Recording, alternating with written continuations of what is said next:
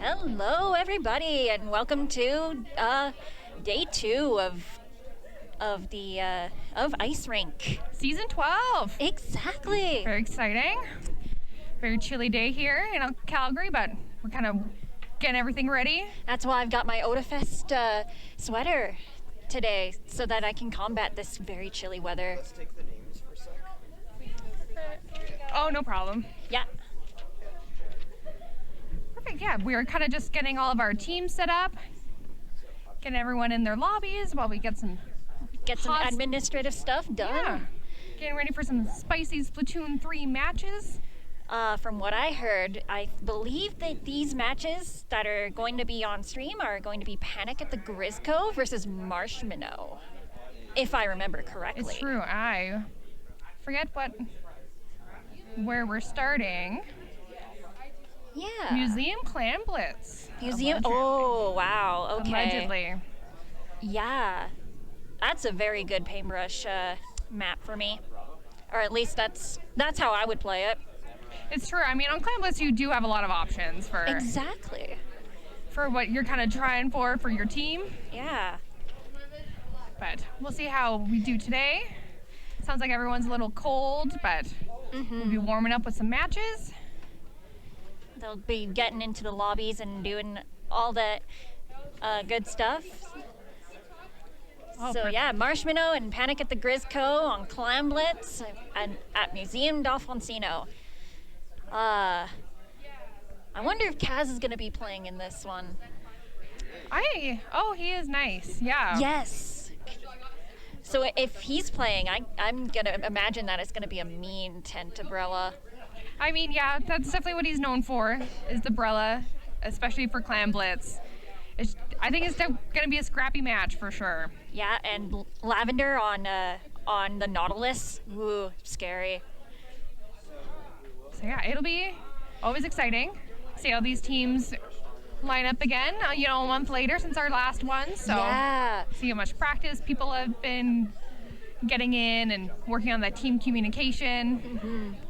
Yeah, unfortunately, I haven't really played much Splatoon since the last LAN, so hopefully that things will be all right. And I've heard over the grapevine that some people haven't been practicing as much, but I mean, I believe Pokemon that came out. It's hard to play Splatoon when there's True. Pokemon. Also, Kirby Air Riders came out recently, so yes. that would definitely impact some of the go into Perfect. game. Sounds good. So apparently the game's about to start, and here we go. Yeah, as expected, that tent umbrella coming out, and we got the S-Blast on the other side as well. And going into mid, looking at where everyone's going. Looks like there's going to be someone trying to go for a flank, but someone's already called it out. Yeah, we got Marshminno and blue there, and the blue ink, and Panic at the Grizzco in pink. Lots Yeah. of blue on the map so far. Looks like they're. Oh, there we go. There we go. Ooh, Wow, nice Or wave. Yeah. Reef Slider, that's what they're called. Spilt milk. They near a power clam right now, and probably just holding off, trying to actually get the. Oh, they threw back their power clam here. Yeah, both teams still just fighting to get control of mid. Yes. Looks like Marshminno is quite dominant here in their base, in Panic at the Grizzco's base. And there goes OctoBelle. Kaz just looking to get some picks here so that they can get a solid hold here. Oh, Spilt Yeah, milk Marshminno. trying to fight back, but not quite getting there. And they jump back. Let's see what's going on. Zam having a clam, seeing if they can get a opening there. But it doesn't seem like they'll be able to get a solid opening for moving in. yeah, Marshminno Yeah. definitely has more clams, but it looks like Panic at the Grizzco has more map control at the moment. Yeah, So it's definitely pretty back and forth. Still anyone's game. yeah. Still 100-100 on the board, so no significant movement, but here's, yeah, there we go. Double splat right there. Might be able to get something going, but no. Oh, very scrappy. Oh my god. Yeah, very back and forth here. Oh, close to getting the tent umbrella, but no. They're hiding in their base at this point. Yeah, looks like Panic at the Grizzco is kind of gearing up to get a push together. There's one pick going over. So maybe they can start getting something going. Oh, okay.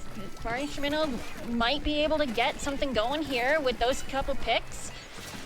But it looks like Panic at the Grizzco, it might be getting a... No, that got canceled. Perfect, yeah, 2 down on Marshminno, so it looks like, or Panic at the Grizzco, Marshminno looking to push up here, getting lots of clams, trying to get some paint up towards the basket, but Panic at the Grizzco putting on a good defense. Both teams have a power clam right now, so it's just a matter of just trying to get those picks and moving up at this point. Yeah, trying to open up the basket on this map is a difficult challenge. To get all the way up there safely is easier than done. Oh, nice. Marshminno actually gets stuff in. Nice big opening here. And there's the ink vac. Oh, that got canceled. And looks like might be the end of the push. Yeah, a little wipeout. The basket should be closing back up. So yeah, I imagine Panic at the Grizzco is gonna just take space here and just try and set up for another push. Yeah, it's definitely the opportunity now for them to come back and try and get a push here. Moving in. Although it does look like that it's gonna be canceled, and it's gonna be really just a fight in the middle, just to try and get something going here. Yeah, 1 minute left, still lots of time to make something happen, especially when 2 go down for Marshminno. Yeah. So this could be what that might be the move. There we go. Oh no, they missed. No. Yeah. So close. Oh man. Oh, that's a full wipe. Wow. Oh my gosh. Yeah, so that just basically resets everything on the board. Yeah. With everyone move quick to try to get a push going. 30 seconds left in the game. We will likely be going into overtime on Clan Blitz. Yeah, because there's a pity clam still for Panic at the Grizzco.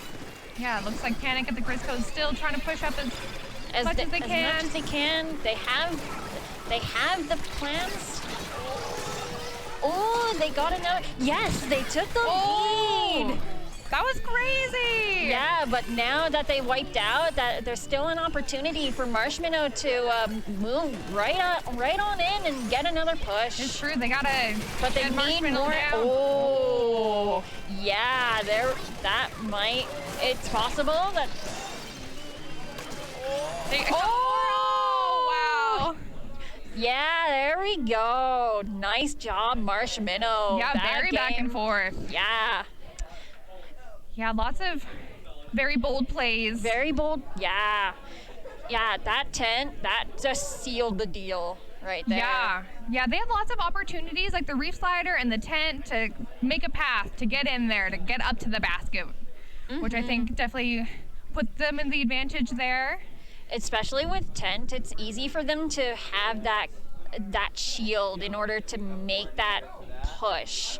Yeah. And that made it very easy for them to get both those power clams in, and therefore just get the points they needed in order to secure the win. Exactly. Yeah. Yeah, it's all about creating that opportunity for your team and yourself. Like if you can use the reef slider to get up to the basket and create ink and make space, like that is a huge advantage right there. And all those fights in mid, that was terrifying. Yeah. Even for someone that like typically tries to get in, tries to get all those picks in mid just to try and move in. Yeah, that was very good. So now Panic at the Grizzco will have the counter pick. So they have a choice between 2 maps, and then they get to pick the mode. Yeah. So we'll see what Panic at the Grizzco chooses. I'm hoping to see some Wahoo zones. Okay. Not what I would expect. This is a great pick, especially for someone who plays. Especially for me. I like Splatzone's Wahoo World personally, but I'm surprised it's very divisive. I like it as well, but some people are like, no, how dare? How dare? Yeah, like Wahoo zones. It's like one zone, and it's all just it's one circle, and there's plenty of opportunity for fights in mid, and to have so many flanks just coming from underneath the zone. And yeah, so we'll see if that Reef Slider makes another appearance, because Reef Slider caps are a common way to flip the zone here. So yeah, Reef Slider cheese. That's a very common thing for zones Wahoo. I could also still see tent being brought out here. Possibly 96 from Marshminno. I'm thinking maybe an arrow spray here. Yeah, we'll see what everyone goes. It definitely will be a very ink heavy comps. I think lots of sloshers potentially. This is a good charger map too. So we could possibly see some chargers coming out here. Yeah, I know Spilt Milk sometimes dabbles in the E-liters and whatnot. So gotta hide behind that pole. Yeah. I'm not sure what else I would be seeing. Definitely if Obj Rabbit is gonna do a Tri-Slosher, I could see that definitely being an advantageous pick. Yeah, I could definitely guess Lavender would go in the Nautilus for splash down is what I'm trying to say. Oh, Explo, nice. Oh, and a Snipe Rider, yeah. As I saw, a Tri-Slosher right here, yep. Yeah. So starting off, we do see a pencil here. Yeah, Panic at the Grizzco in green this time. Marshminno in pink. So we're seeing oh wow, okay. That's unexpected. Nova playing a pencil here. Yeah, an early cap from Panic at the Grizzco. Ooh, and a good nice hammer stop, yeah. Lavender, yeah, getting the pick.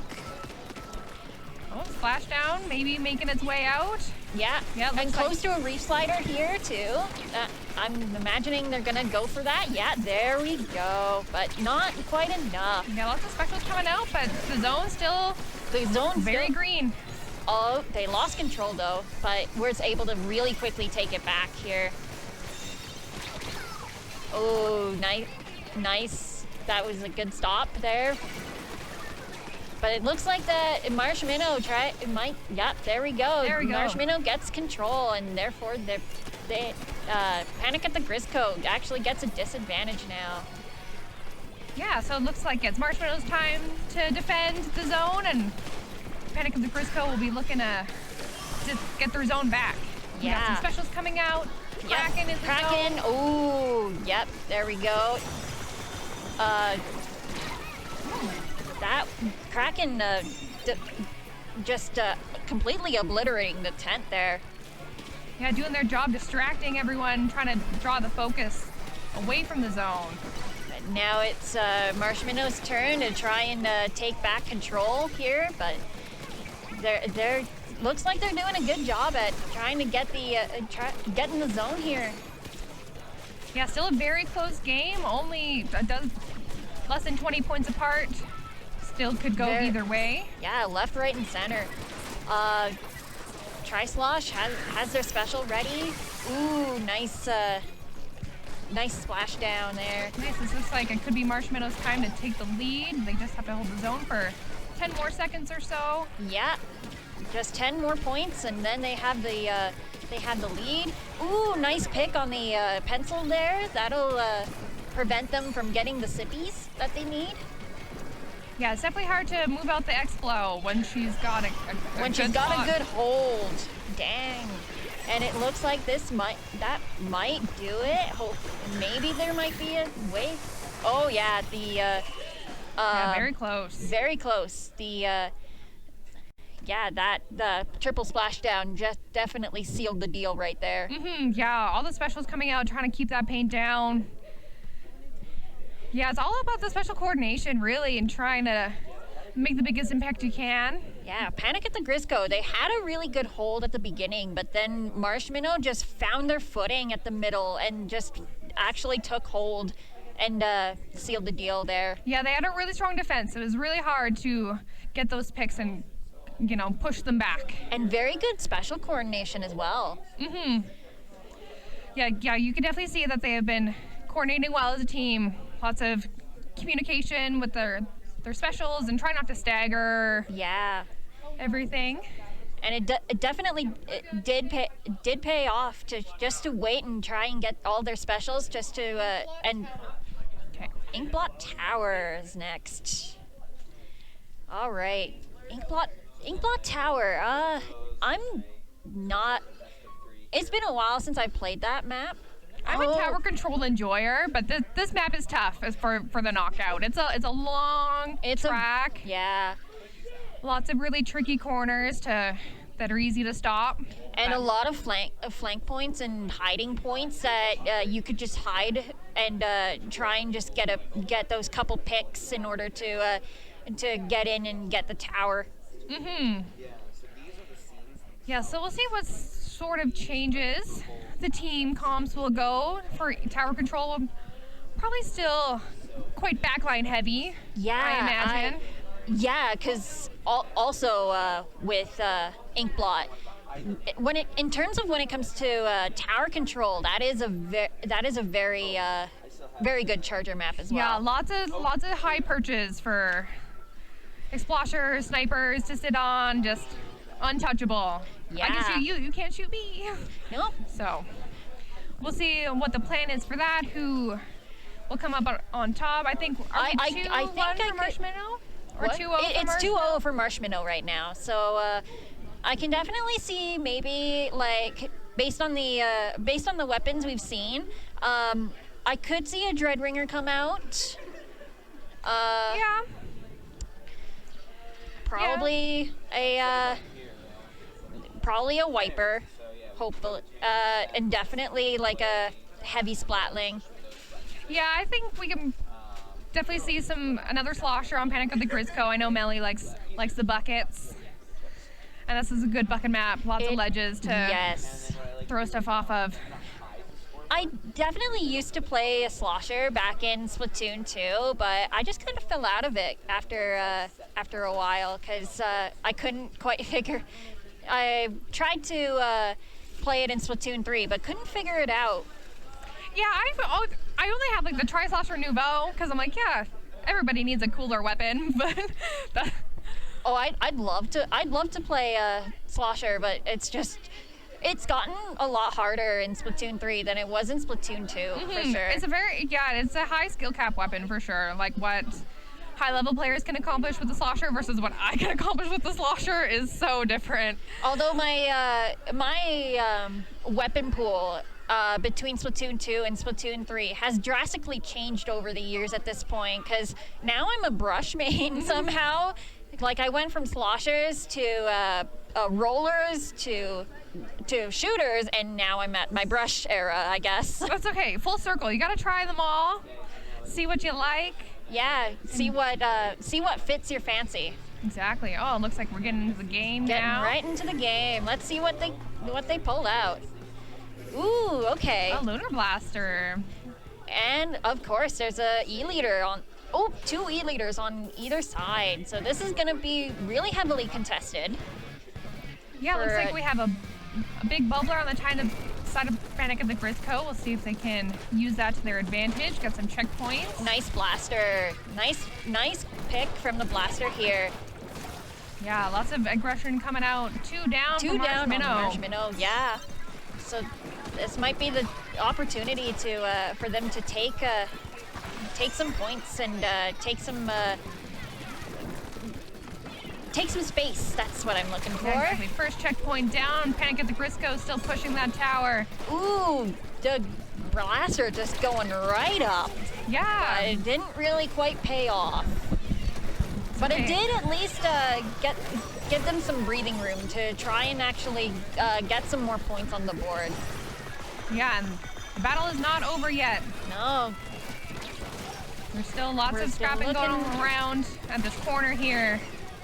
Still, yeah, 2 down on Marshminno again. Panic at the Grizzco being very aggressive dominant. this time. Yeah. There's a booyah coming out, and they're trying to just stay alive while this with this Kraken. Yeah, Kaz doing what they can, trying to stop him, but it seems like Panic like the Grizzco has a very solid footing here. Yeah. Because it seems like Marshminno is kind of staggering here. Yeah, it's definitely staggered a little bit. They've gotten lots of picks so far. Okay, they're starting to refresh. They're starting to get some hold here, but it doesn't seem like it feels like it's very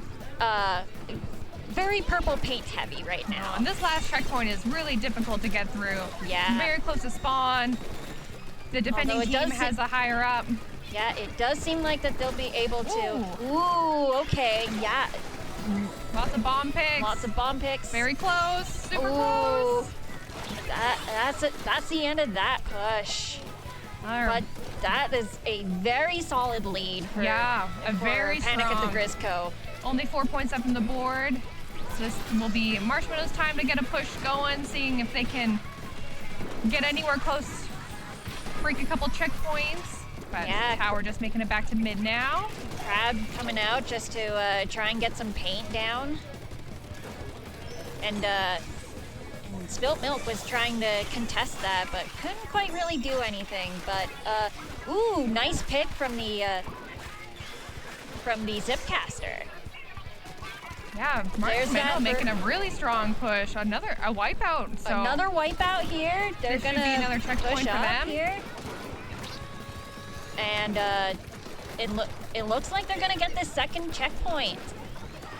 Ooh, that blaster is being a menace. Getting closer and closer these points. Just creeping up to the last checkpoint out. Ooh, this might be the end of that push though. 3 down on Marshminno. So yeah, they're gonna push this tower back. Yeah, good job, Panic at the Grizzco, stopping that push there, maintaining their lead. Yeah, they're gonna try and keep their lead here and try and defend as much as possible. Try and that's not a great spot. No, they were able to actually make it work. Yeah, I thought that was going into the pillar for sure. Yeah, it kind of didn't seem like it would be a good spot, but it did work out. Perfect. And now they have a crab tank taking out that. Yeah, they still have a Kraken left. And 1 minute left. With 1 minute left, they're looking at trying to position themselves perfectly to just try and make a solid defense. Yeah, because they truly don't need to push if they. Oh, double! My gosh! Someone clipped that. That was so good. That was, dang. I wish that I could do something like that, but I cannot play chargers. Yeah. There's 1 down. And then, ooh, there's another. But another blaster to the face. Panic at the Grizzco holding strong here. Yeah, 10 seconds left. Yeah, they're probably just gonna hold here in mid just to try and seal the deal here. Yeah, I was like, Marshminno has to get on that tower now if they want an opportunity. But they had the Kraken to seal their deal. Nice. A good performance by Panic at the Grizzco. Very strong that time. Looks like they finally found their groove. Yeah. Right at the end of the set there, but that's okay. Yeah. Overall, very exciting matches. Yeah. It was very close. Very close matches, too. So, yeah, very back and forth. Yeah. So yeah, 2-1 for Marshminno here. Yeah, for our first our first round of matches for this LAN. Very exciting, and I can't wait to see how the rest of these games turn out and how our games are going to turn out too. I know, yeah. Well, we'll be playing next round. Yeah. For those who don't know, Leah and I are on a team. Yeah.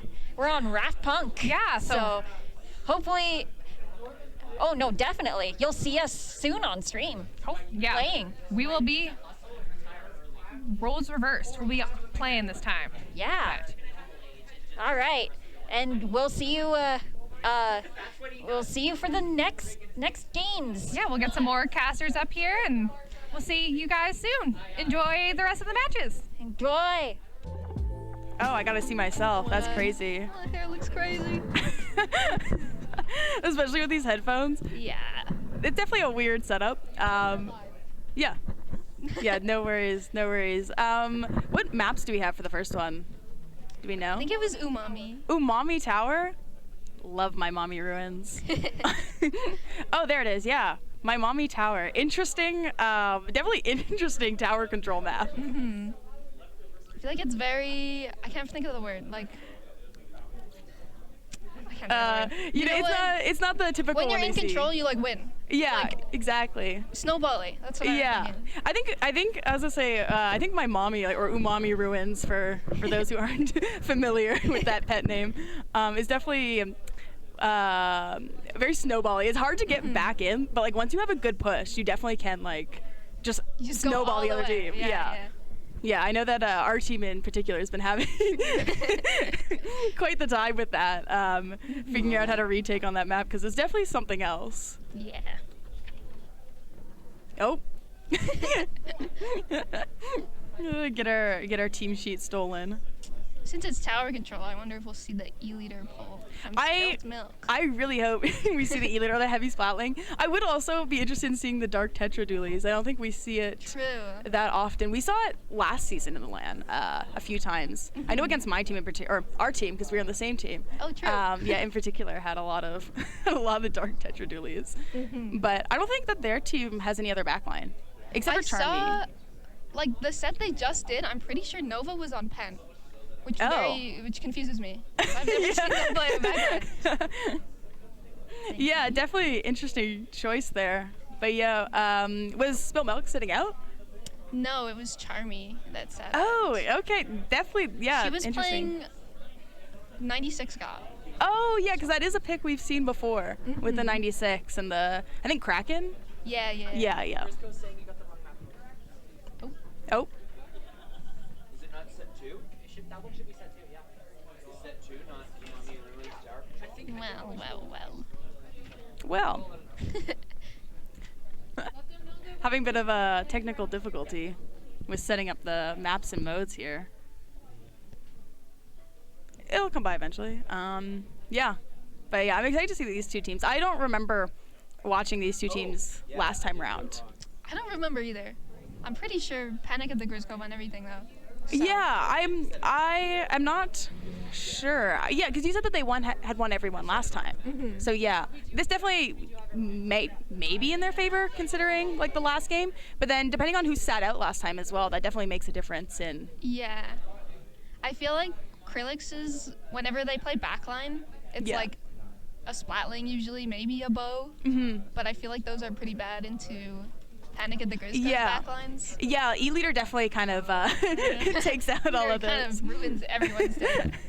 So yeah, I wonder if we'll see like a bit of a switch up from those guys. They could opt to go backless and then just kind of rush them down. Yeah. You know, catch them off guard. But seems to be their specialty. Yeah.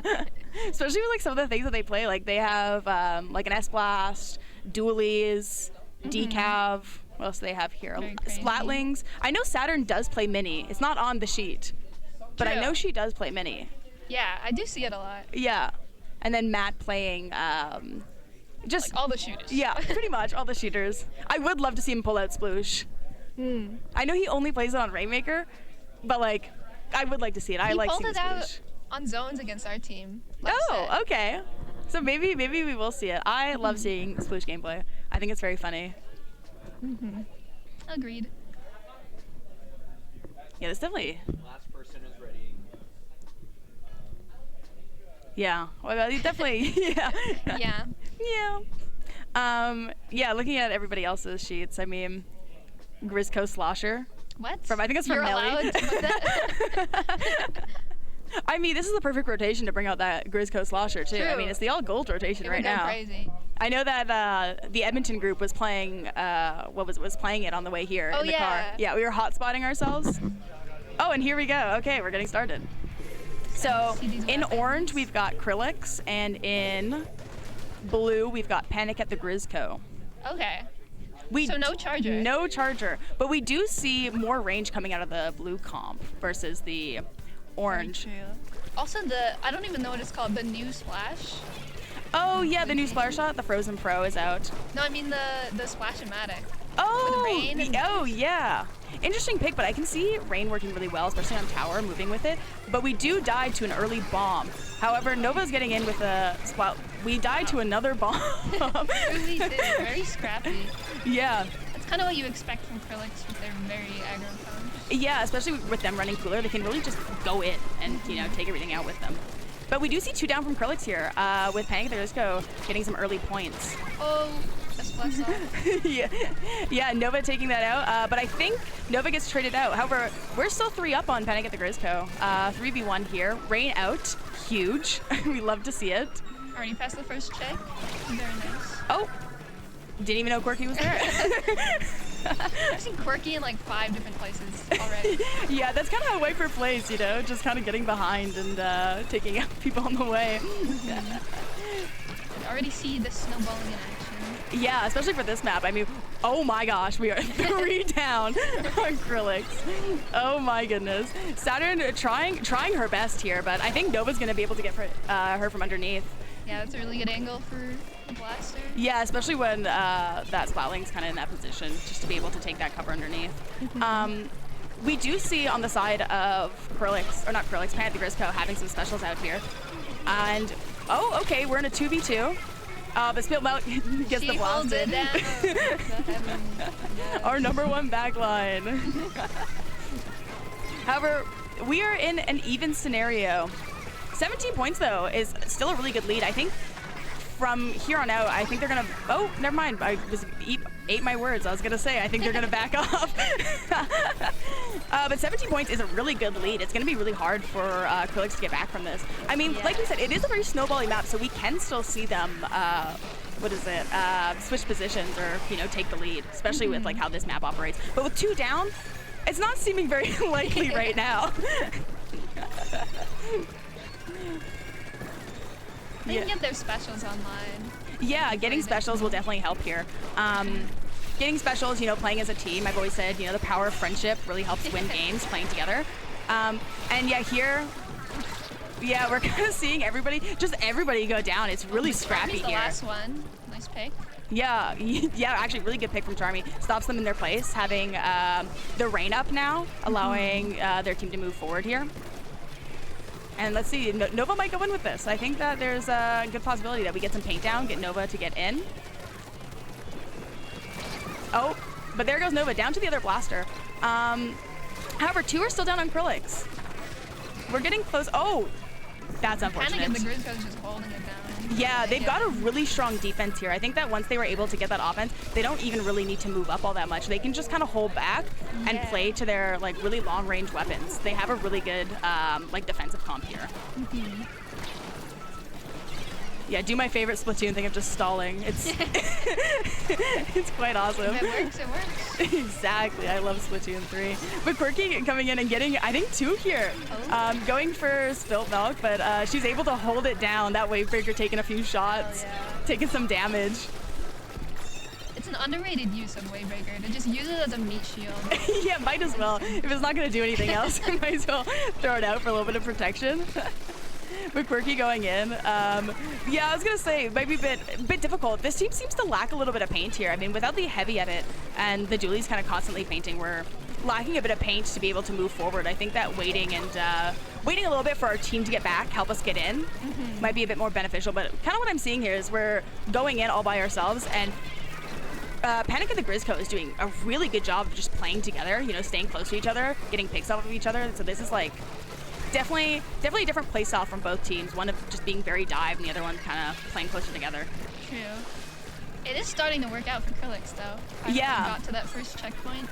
Yeah, with 30 seconds left. I mean, like we said, this is a very snowbally map, so we can see them come back. And with the tower, they're going to get a lot more specials, and their specials are very deadly. We do see one go down on the side of Krillex, but we have, I think Booyah Bomb was just out, and we do still have Splashdown. Bit of an early Splashdown, dying to the missiles. That's unfortunate. But Panic Grizzco does a really good job getting their specials, being patient, waiting to go in, and just get, you know, one really good retake rather than attempting multiple times. And I think, A bit too late now. yeah, I was gonna say, I think with a few seconds left, there goes the first game to Panic at the Grizzco. What are your Very thoughts on nice. that match?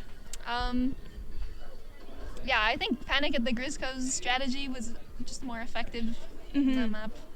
They would just get one good lead, and then that's all they need. They don't even try to push too far, which is good because it kept them alive the whole time. Yeah, exactly. They get one really good push. They were aggressive for a little bit, and then just stalling the tower, getting specials, you know, making sure that they're keeping the paint up so that Krillex can't get in, especially if they're recognizing that these guys are kind of just going in one by one, keeping the paint up, just staying together, picking them off one by one.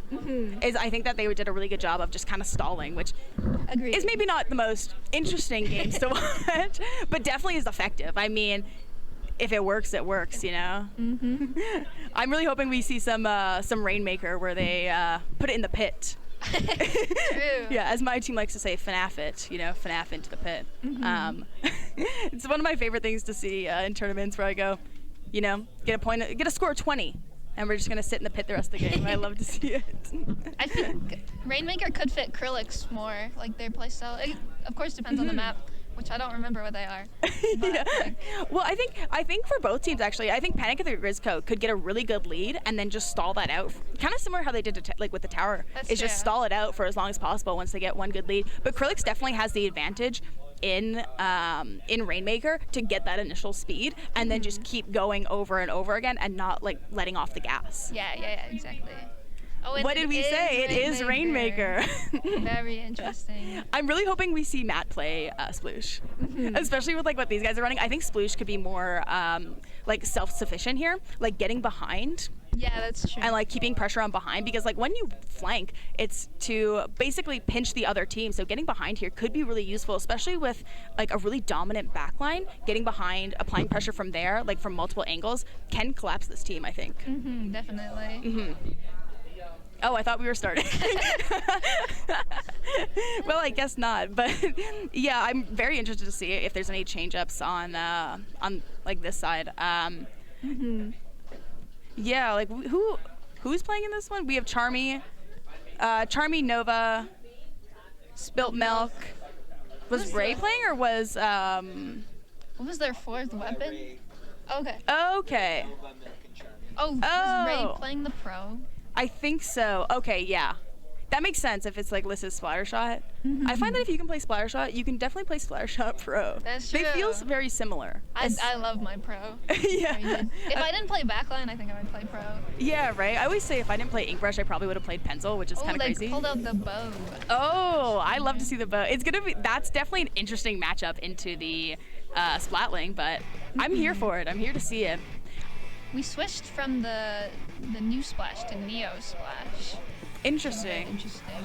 Yeah, definitely interesting. I think that's the interesting pick for Rainmaker, especially like on this map. Mist could be very useful, but strikes also do help deny. They're like just painting out the other team works so well. Like now they just have even more paint. Yeah, right. And we see 2 down for Krillex here. The other team kind of moving up here. I mean, did Nova switch weapons as well? No, Nova's still in the blaster. Nova's still kind of killing it on that blaster. The bow. Oh, but Corky comes through, Yeah. gets 2. Nice. Nice. However, Spill Milk on the flank. Holy. Holy, flanking heavy. Let's go. Getting 2. This is actually, wait, hold on. This is kind of huge. I feel like Splatlings are really good in this position. Yeah. And the Grates is pretty easy. Yeah, this is a great position for Splattlings. Like Saturn is Yeah, they're really just bad. they're kind of just staring at each other. That's quite funny. But I mean, we're 2v2 right now, or maybe 3v2, depending on who's coming up. I think we're in a 2v2 situation. Krillex has a lot of specials though. Yeah, Like, yeah, Krillex has a lot of specials. yeah. If they don't get picked off, that is. Oh, but the decab going in. Decap's going in. Oh, okay. Smart jump. Yeah. Very nice. But we do both have strikes online. I was about to say splashdown, but I think the splashdown went down, if you will. Didn't get much use out of that. However, Quirky goes down. We've got a flank. Nice. However, yeah, no, the flank unfortunately was just picked off right away. Oh, we're going left. We're going left. Very interesting. Honestly, I don't think going left here is a bad choice, considering Spilled Milk is just kind of like dominating on that left side. It's very hard to contest. Yeah, I was gonna say it seems very safe with her kind of, you know, keeping that position, holding the fort down, if you will. So we see these guys going top left. Though we are on the right side, which makes pushing a little bit, well, I guess the left side for them, makes pushing a little bit more difficult. So they don't have that wall to kind of hug, so they're out in the open, which is kind of why you don't want to go that way. But I mean, if we have a good enough lead, we definitely can. But only 60 points, we're gonna see them, I think, attempt another push at some point. Yeah, it's not too safe. Whale is online, best special ever. Here it goes. Do we get any use out of it? Unfortunately not. I love you, Whale. Nice. Huge picks from Ray. Do they notice the jump? Absolutely. That's 3 down. With just the bow left, they can absolutely push here. Get ready to, you know, make something big happen. We've got no specials either side. I was about to say maybe a special here could help, but I think with just like the dominating pressure that they have here, like I said, the great teamwork that we're seeing, they can just do it on their own without any specials. But we do have splashdown. We have double splashdown. I didn't even notice till now. But one of them goes down. Rainmaker's hanging out on the right and just trading out. However, the blaster's still here. We still got a lot of pressure. Spilled Milk just kind of dominating with that heavy splatling. And here we go. We're running for points. Okay, that's pretty good. With a lead of 33, we might see them stall. Yeah. We could potentially see it. Oh, they are not getting a pop against the bow. Nice double. Those are really nice shots. Yeah, really, really good shots from Puddle Duck here. And here comes the big whale. It helps them locate the last few stragglers. Yeah, definitely. Work out. It helps to whale, or not to whale, to locate, but also getting a little bit damage. If you whale and your team goes in on it, you can get a lot of value off of it. We got a miss top right. That's actually a really good miss. It helps them, you know, shoot in that area and they can't get out. And they're definitely, like I said, not getting a pop against a bow for sure. They have an opportunity here to push through, but I think with 2 down, with Artemis being the last, this push is gonna be dead. Crazy jump from Saturn. But they've still got a minute left. I mean, there is a lot of stuff that can happen in Rainmaker. So there's still an opportunity to get the lead here. And 33 isn't that big of a lead on this map. It's only getting past that little block, in their plat. So there is still time to come back from this. Krillex seems to be trying to run in really fast, though. They're kind of going in on their own. Yeah, Getting a bit desperate since the Rainmaker's so far back. Yeah, and in this situation, like, we have 1 push, or Krillex has 1 push left. They've got to make it count, right? And I don't even think that Panic at the Grizzco is going to bother picking up the Rainmaker because... They just left it in their base. Yeah, I was saying, because Krillex had it last, so they're going to have to go all the way back there to go get it. They're going to have to make a play of desperation. Oh man, the bow flank. Could have been crazy. And yeah, last minute almost wipe out from Panic at the Grizzco. So Panic at the Grizzco takes a set, but I think that we play all 3 here. Yeah. So we will be seeing 1 more. Excited to see what the next one is. What do you think that Krillex will counterpick with? That's a good question. Maybe Clam Blitz? Yeah, we could see some clams. Clams would be definitely interesting. I think, like I said, with a fast-paced comp, clams can work. You could do the really funny strategy of just like sending somebody in behind. That's true. And jumping. That seems like something that they would do with the way that they're, you know, like the fast-paced comp that they're playing. Whereas these guys would definitely do more of like a traditional push where we're gonna, you know, set up and then just defend the rest of the game. Yeah, I think it's harder to just defend and like be campy and clams especially. Yeah, whereas zones, it's like zones you like set up in a position, like, right? You're not. What is it? You're not like obligated to like hold a like fixed object. That's something that I always struggle with, like Rainmaker, zones. They pick zones. But I was like, that's something that I always find like hard with Rainmaker, Clamlet's tower control, is that somebody has to be like dedicated to the objective. Yeah. Right? So it takes away somebody from helping out in team fights. But with zones, it kind of lets everybody be able to play. Zones, like, it's also very snowbally. I don't know what the map is yet, but Mahi's gonna be Mahi. Mahi's gonna be interesting. I hate Mahi. I feel like zones. Krillex is good on Mahi. I feel like they would be as well. I mean, do they have anything? They could play Peak Blast, as in the S Blast with what is it, Reef Slider. Oh yeah. As what I like to call Peak Blast. My favorite S Blast kit, of course. We could see that coming out. I mean, I think that would be really funny to see. Hoping we see it here. Because why not? Reef Slider is really good on this map. That's true. I'm really hoping Nova pulls out that silver arrow spray. I don't think we will see it. Would be hilarious to see it on this map. Maybe a crazy spilt milk switch to the Tetra Dualies. True, we could see that as well. I would love to see that. I think playing just Reef Slider on this map is very funny. That is very funny. Especially like Reef Slider is really good on stuff like this for like in overtime, right? You know, you got a good lead.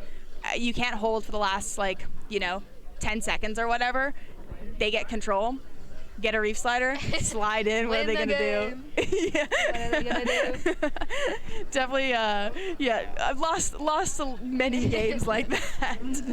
We're panicking, panicking to kill. It's usually a Dreadbringer. Panicking to kill the Dreadbringer. Like everybody, get in their base, kill the Dreadbringer. Panic at the Grizzco. Exactly. Oh Maybe they'll take a little advice from us. Play double slider.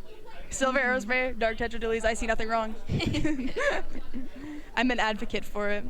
We could also play, if they really want to be silly, splatter shot, get the triple strikes. Oh, true. 2 Reef Sliders, what else is there on here? Hydra for the Booyah Bomb. Oh, yeah. Are we killing anything with that comp? Probably not. Are we getting zone? Absolutely. Oh, there is a dread. Let's go. There's the zone cheese. There's the arrow spray. Let's go. My favorite weapon. It's just a complete change up from Panic at the Grizzco. Very interesting. I'm absolutely hyped to see this arrow spray. Oh, we already got a pick. Very nice. Huge. Decap goes down. Are we going to do it? There it is. We love to see it. Getting the wipeout. Holy, who's on the brush? Charmy. Oh. Interesting. Definitely, an interesting Mahi comp coming out. I think maybe Charmy just likes spraying it. That's true. But yeah, I too like rain. Honestly, throw it and you don't even have to think about it. Exactly. My favorite skill-based special. But 3 go down on the side of Krillex. 4, I think. That's a delayed wipe. We have Puddle Duck on the left side, I think, on the well string there. Trying their best to just hold people out, but maybe he can get a lucky hammer here. Oh, yeah, hit the big one. Hit the big one. Hammer is always a gamble. But with stuff that really can't stop Hammer here, I mean, there's a few things, but it's kind of difficult, especially on this. Holy, there that it was is. a really nice play. Yeah, I was gonna say, especially on this map where it's very condensed, Hammer can do a lot. So I'm definitely not surprised by that, especially with this comp kind of being weak to Hammer. Getting those hammers is gonna be super big. Really far in the base. Oh, nice. Yeah, getting a pick on Ray. Going all the way. Extremely far. Maybe overeating a little bit. Spillbug definitely was watching that. Had her eye on it. Huge pick. Oh. She's going crazy. E-leader 4. Oh, just. Oh, the tap shot. Oh my. It's beautiful. Insane. My gosh. Oh my god. She's just on a tear. Oh my goodness. Someone switched off. We gotta stop glazing, Good Zuka, they're all clumped. Oh, yeah, especially with the slider. How did that not kill anyone? A Reef Slider. Oh, but there's the zone cap that we were talking about. I mean, if you're not playing Reef Slider this map, are you really playing this map, That's true, that's true. Good little time stall here. I mean, give your team time to get their specials, get back in with a little slider. You may die for it, but it buys you a little bit of extra time. And here we go. I mean, they might get zoned here. Here comes the hammer. We can't see it, but I know it might be a big one. Yeah, we got 2 down on the side of Panic at the Grizzco. Krillex in control here. Oh, nice shot by Puddle Duck. Is there someone behind? No. Oh, Crab Tank coming out. To hold it down. Yeah, make sure that they can't drop here. I mean, they only got to hold this for about 20 more points, maybe 15 seconds. But one goes down on Krillex. They might be able to get this, and here's the slider. Oh, but they go down, and the counter slider. There it is. Saving that slider. Oh, but the brush and the rain. Oh, the brush getting in. The rain is here, but they are able to hold it down. Here comes the Aerospray. Wait, hold on. Is this huge? Could this be huge? The Aerospray coming in big. The hammer's here to save the day. Yeah. Panic at Grizzco is probably panicking. Yeah, panicking at the Grizzco, if you will. Oh, but wait. Okay. 2 go down. Charmy goes down, but we're in a 3v2 situation. We got Kappa zone. This is still winnable. I mean, zones is kind of one of those ones where you can just hold it down, right? That's true. Don't have to worry too much about it. So, I mean, 2 down on Krillex. They just got to hold it for till 7 points, which they're kind of coming up to. Yeah. But they've got does have slider online. Oh, never it's mind. dead, They do not have slider, but they still have bubble. Pretty good. Though if they pop the bubble, oh, yep. I was about to say if they pop the bubble, I'm sure the Reef slider is gonna come out.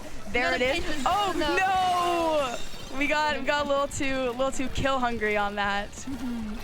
Unfortunately, but we still have even though the zone is capped, they still have. They still have the zone now. They can still bring it back. Definitely, it'd be interesting to see if how Krillex will retake here. I mean, they're close to specials. They've got slider. They didn't. Oh, holy! All fell Well, I was about to say they have a bunch of good specials, but Panic at the Grizzco had better ones. Yeah.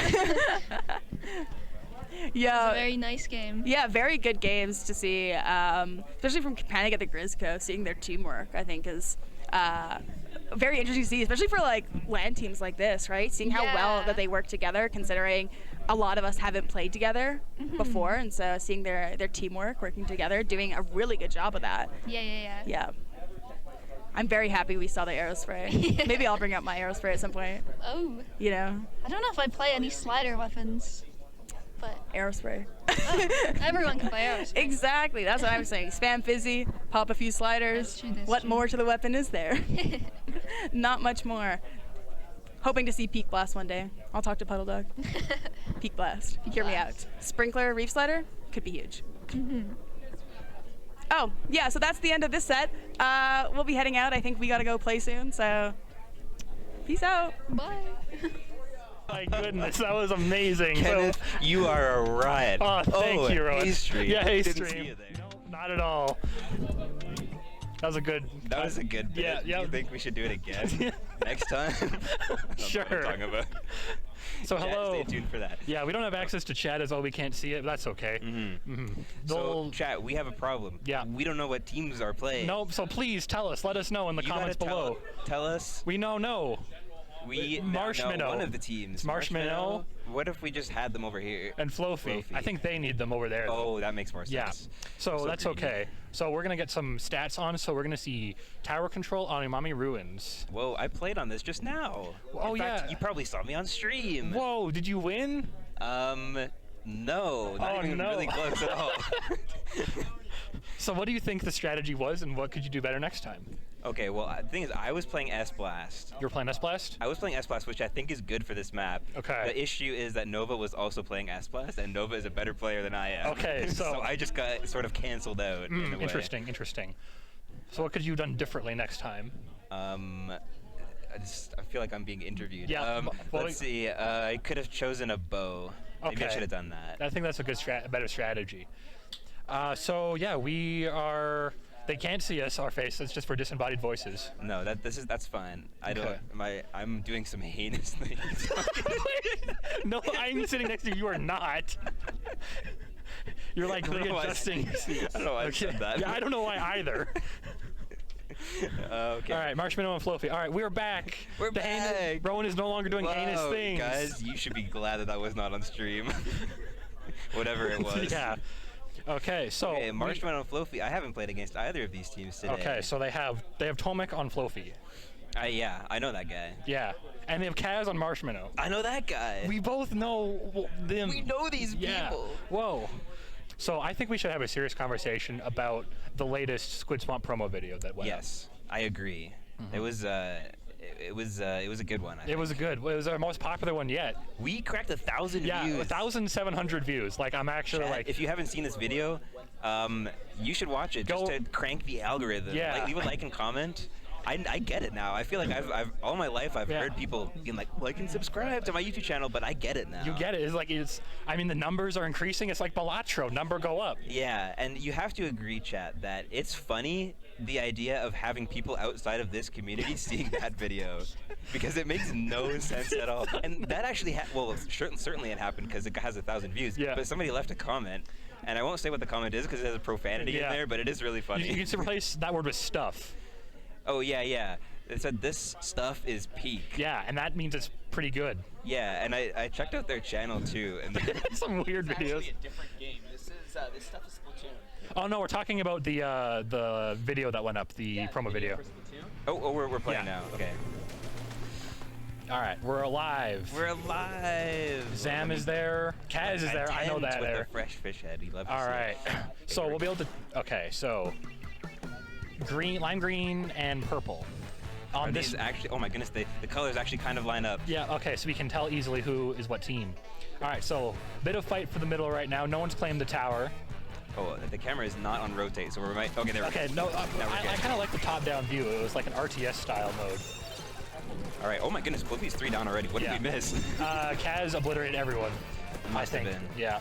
All right. Well, this is going to be an easy first push for them. Batch checkpoint 1. Hopefully, Flophie doesn't get spawn camped.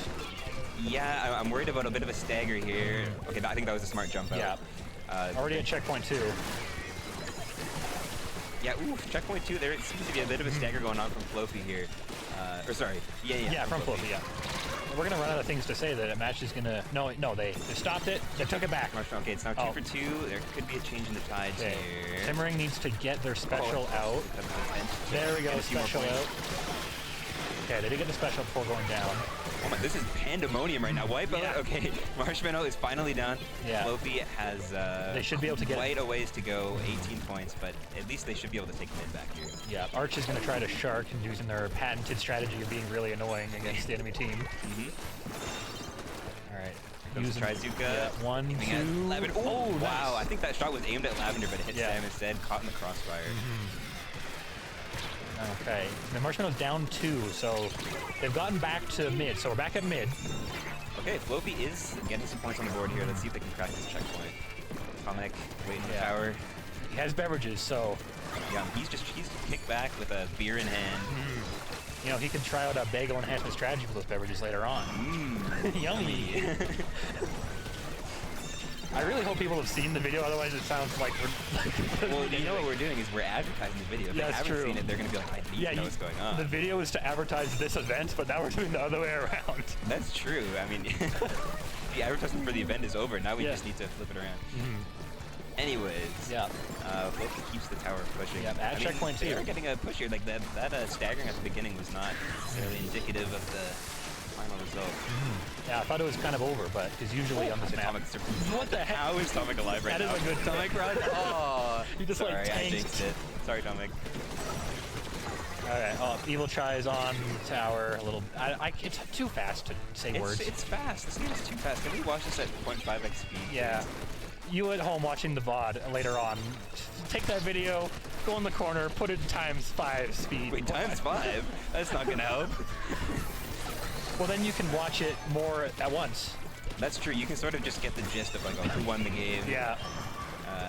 Anyways. All right, set 2 dual screen monitor. Have 1 at half speed, 1 at ×5 speed. Well, that's what it would be like if Splatoon was on the DS. True. What is that? What? It's the same game, but the top screen is a replay happening at 0.5x speed of the game that you're currently playing. At ×5 speed. Oh, at time. So it shows what's going to happen. That would actually be really helpful. They should do that. Maybe on the 4DS they could implement that. Or the NX when that comes out finally. Yeah, the NX. I heard the rumors about that years ago. When is that going to finally come out?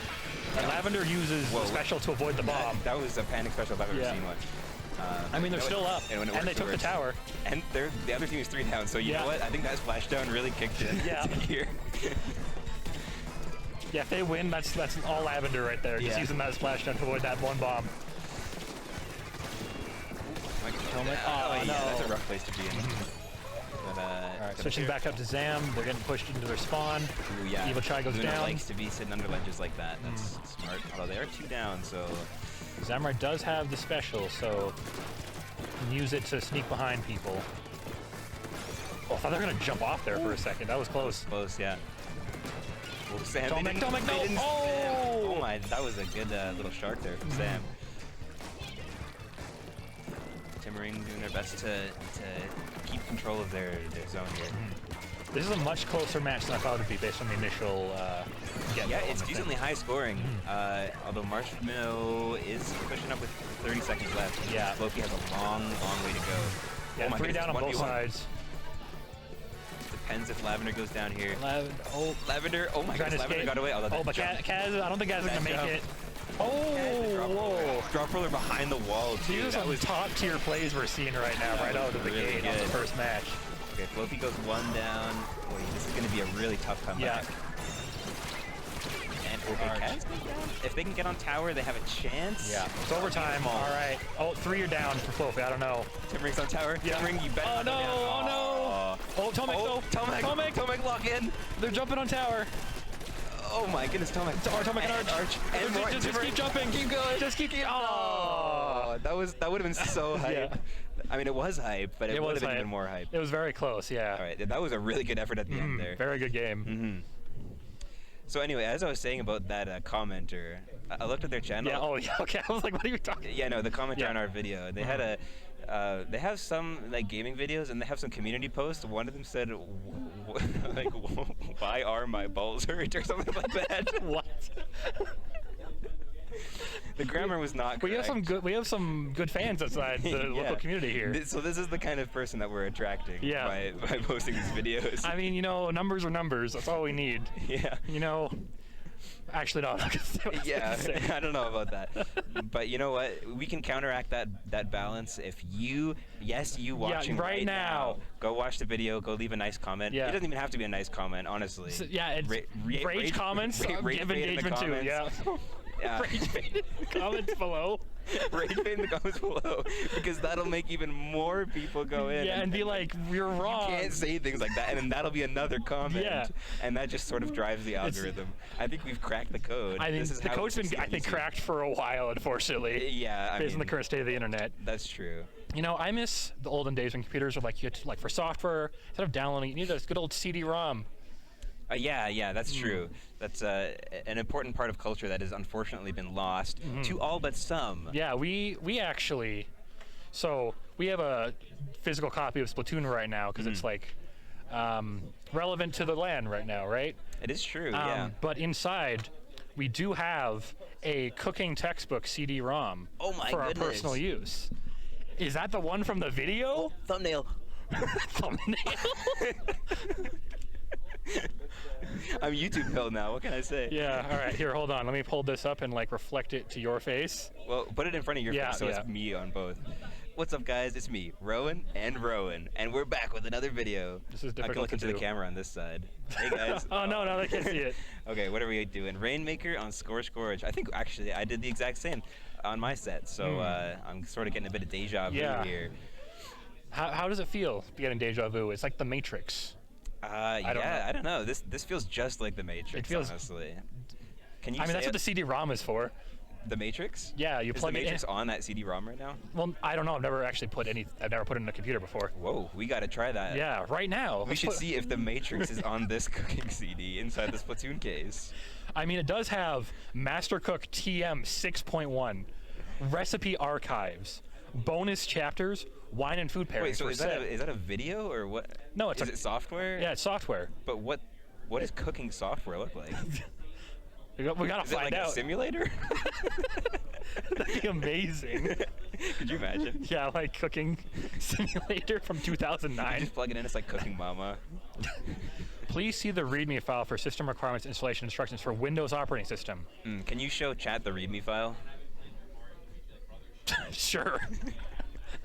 Here's the README file. Yeah, so pause and read that. Oh yeah, viewing the electronic manual, that's what it is. Yeah, Pause so- this live stream real quick. Yeah, this cooking software is actually made for Wii U, if believe Yeah. it or not. I mean, I did recently purchase On Trainer Cooking for Nintendo DS. Wow, is it good? I think it is my game of the year. Wow, of which year? Because I don't think it came out this year. The year it came out. Better than Galaxy 2. Did it come out in the year 2010? I think late 2009. So I think for Game Awards it would have been in the same category. Okay. Yeah. Like If if you, I'm sure it was nominated at the Game Awards. Yeah. yeah. Okay, we're getting into the to the game here. Sometimes I forget that that like Splatoon is happening. Yeah, we're I just, like, get talking. lost in the sauce. That's what the On Trainer Cooking is for, to help you navigate. Whoa! That's one of the mini games. All right, here we go, round 2. Yeah. Wait, which team won the first one? I already forgot. I said I wasn't gonna forget, and I forgot. I think it was not. The colors match up again. So Flophie is like the kind of yellow color. Oh, Marshminno won that one. Yeah. I'm pretty sure. We'll see an infographic. There's go. infographic. It's like synchronization, symbiosis, where we don't know something and then the information's given to us. Indeed. Okay, Marshminno did go 2 down to start there, but it seems like mid is still pretty neutral. Yeah, pretty contested right now. Lavender is keeping it that way. Shahei running in with the brush. Oh, Why does it surviving 2 always direct work? hits. Shahei is so good at just like surviving, even if it looks like what am I looking at right now? What? Sure, why not? That is insane. I don't know why that works, but try to. Okay, here comes a hammer from Tomek. Ooh, that almost hit off about there, but not quite. All right, so Flophie is at 68, 67. I'm not gonna say anything. Anyway. Whoa. No, we're not talking. We're not saying anything. Tomek is. I won't be dated by the time this. Well, that's no, but I didn't say anything, so we're not dated. Yeah, but you said it in a way.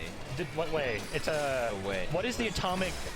What is the element that is element 67? We figured this out the other day. Hold on, I'm gonna look it up. All right, yeah. Well, I'll keep commentating while we're doing this. While I look All at right, what so we got the RTSU. Zam does have the Rainmaker. Mid is pretty good control by Marshminno, but Flophie is making pushes into it.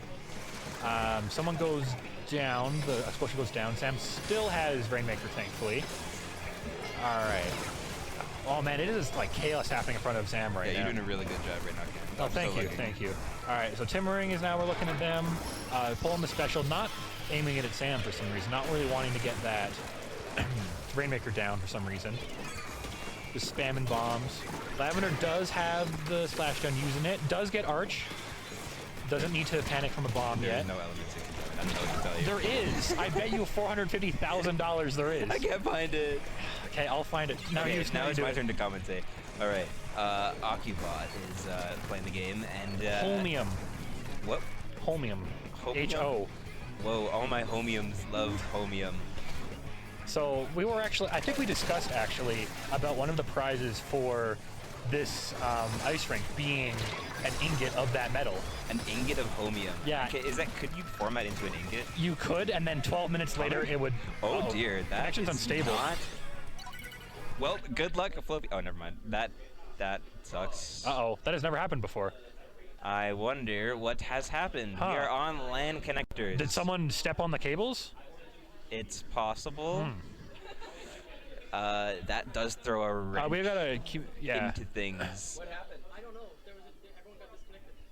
Huh. Yeah, the right, well- consensus is unclear. All we know is that the game is over. It's But probably, the other setup is still running, which is very weird because it's all in the same LAN. I think it's we mentioned homium. Yeah. And that somehow injected. Well, the it is element homium into very wires. radioactive.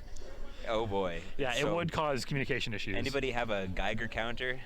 I've been looking at the cost of those actually to pick one up. When I was Yeah. at university the other day, actually, I was sitting like in the engineering building, like at a desk, and then across from me was like there's another desk set up, and someone had a Geiger counter, and was measuring the radioactivity of things. Oh, and there was dear. one of the things they measured for. I'm like, I gotta get out of here. Like, I actually got up and left. I feel like you shouldn't be opening that at a random desk. Yeah, probably not. But engineering students are wacky. But then again, we just injected a bunch of radioactive homium into this LAN setup. Oh, why would we do such a foolish thing? But you know what? We don't have a Geiger counter here, and ignorance is bliss. Yeah. So it's fine. Yeah. It probably doesn't transmit through the internet if you're worried about that, chat. Yeah. Oh, you need the names? Have some papers. There you go.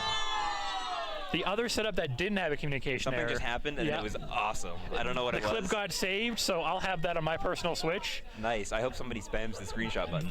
One of the scores is the atomic number for holmium. Yeah. Yeah, for that one. So let's talk about a game that other people who's watching the stream, they can't see right now. That's true. Guys, I bet you wish you were here right now. You're crazy. We have to generate FOMO so Yeah. that they can come back on the next Exactly. one. We're going full influencer mindset Yeah, right now. watch this. Oh my God. What's happening over there? Guys, you gotta come down to Sentry Box Cars right now. Yeah, right now. Do Alright, it. That's good. Well, I was going to say something, and you had like Okay. a PodChamp reaction. Yeah, sorry. I That's totally okay. interrupted you. That is going in the highlight reel, though. Yeah. Yeah. Oh my God. Just Here's a what I'll do. nothing. I'll put it at the start of the video so that people will be like, what is going to happen Yeah. in this video? And then I'm just they'll have to staring watch- blankly at the camera at the same time as well. I'll edit your face. I'll Okay. Photoshop your face. Oh, I should have had the disc up with it pointing at your face. We could have had a different angle. Dang it. Okay. Yeah, I'm still not clear on what happened. I assume they're figuring things out back there. Yeah. I think they're getting it Original during. replay, I don't know. We don't know why it disconnected. Okay. Everyone disconnected at the same time, so like Yeah. everyone got booted basically. Okay. It was pretty even at the time, though, right, for the scores? Yeah, it was fairly even. Okay. Okay. Yeah, so it seems like we don't really know what went wrong, but we're just gonna Yeah. replay the match, I guess. Yeah. You know, more time with Rowan and Kenneth. It's true. Yeah. Everyone's favorite commentators that don't really. I mean, I think I did a pretty good job commentating that match.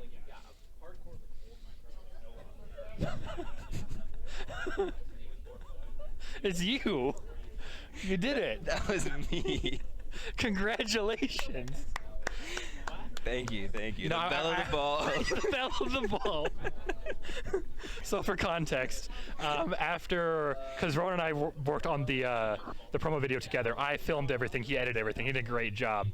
We were talking in call, and he joined, I was talking with some other people, and he joined the call, and I was like, Rowan, you're here, the bell of the ball. I was like, yeah, I sure am. Because I didn't connect the dots right away. I thought you were just like, for some reason, being like really flattering. I was like, wow, thank you, Kenneth. So yeah, now every time somebody joins a call, we go, the bell of the ball. oh man. Yeah, and you know, what does that even really mean, the bell of the ball? Bell, is that French for good? It's the good of the ball? The sphere of the ball.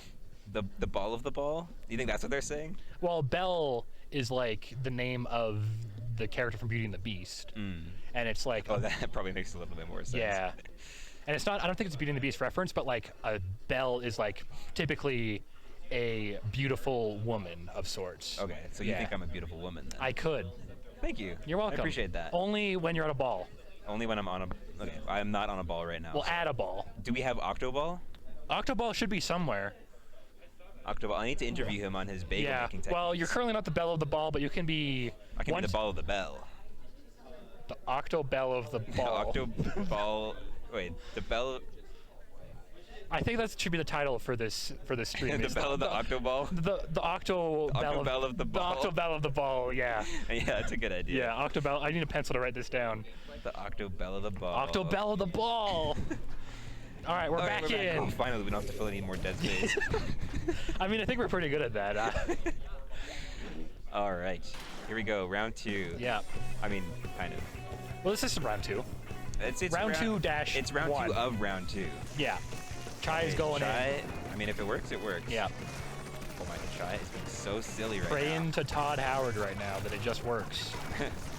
Okay, I think Marshminno might be catching on to Chai's evil sneeze here. Yeah, they caught on a little They bit. are going down. Okay. Flophie did get the pop on the Rainmaker though. Zam Comes is in with hammer time. Oh boy, this could be. Tomek, Tomek tried to get those arrows right. Tomek brought his hammer out actually when he lost the hammer duel. Timmering goes down, does get the special out though. Kaz sneak spot.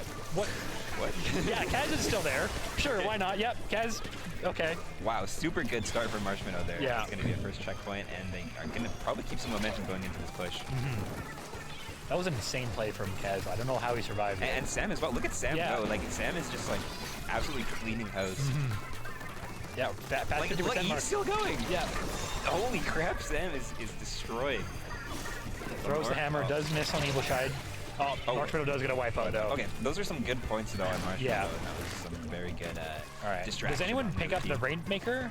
No one has picked up the Rainmaker. I think they were focusing on paint first. Okay, you know what? That's fair. I usually am like, get Rainmaker out of there immediately. I mean, if Marshminno gets back there, then that can be points, but like the chances to get back Yeah, there. okay, they're waiting for the Rainmaker reset. That's pretty smart actually. Because then you have 4 people earning turf and getting specials.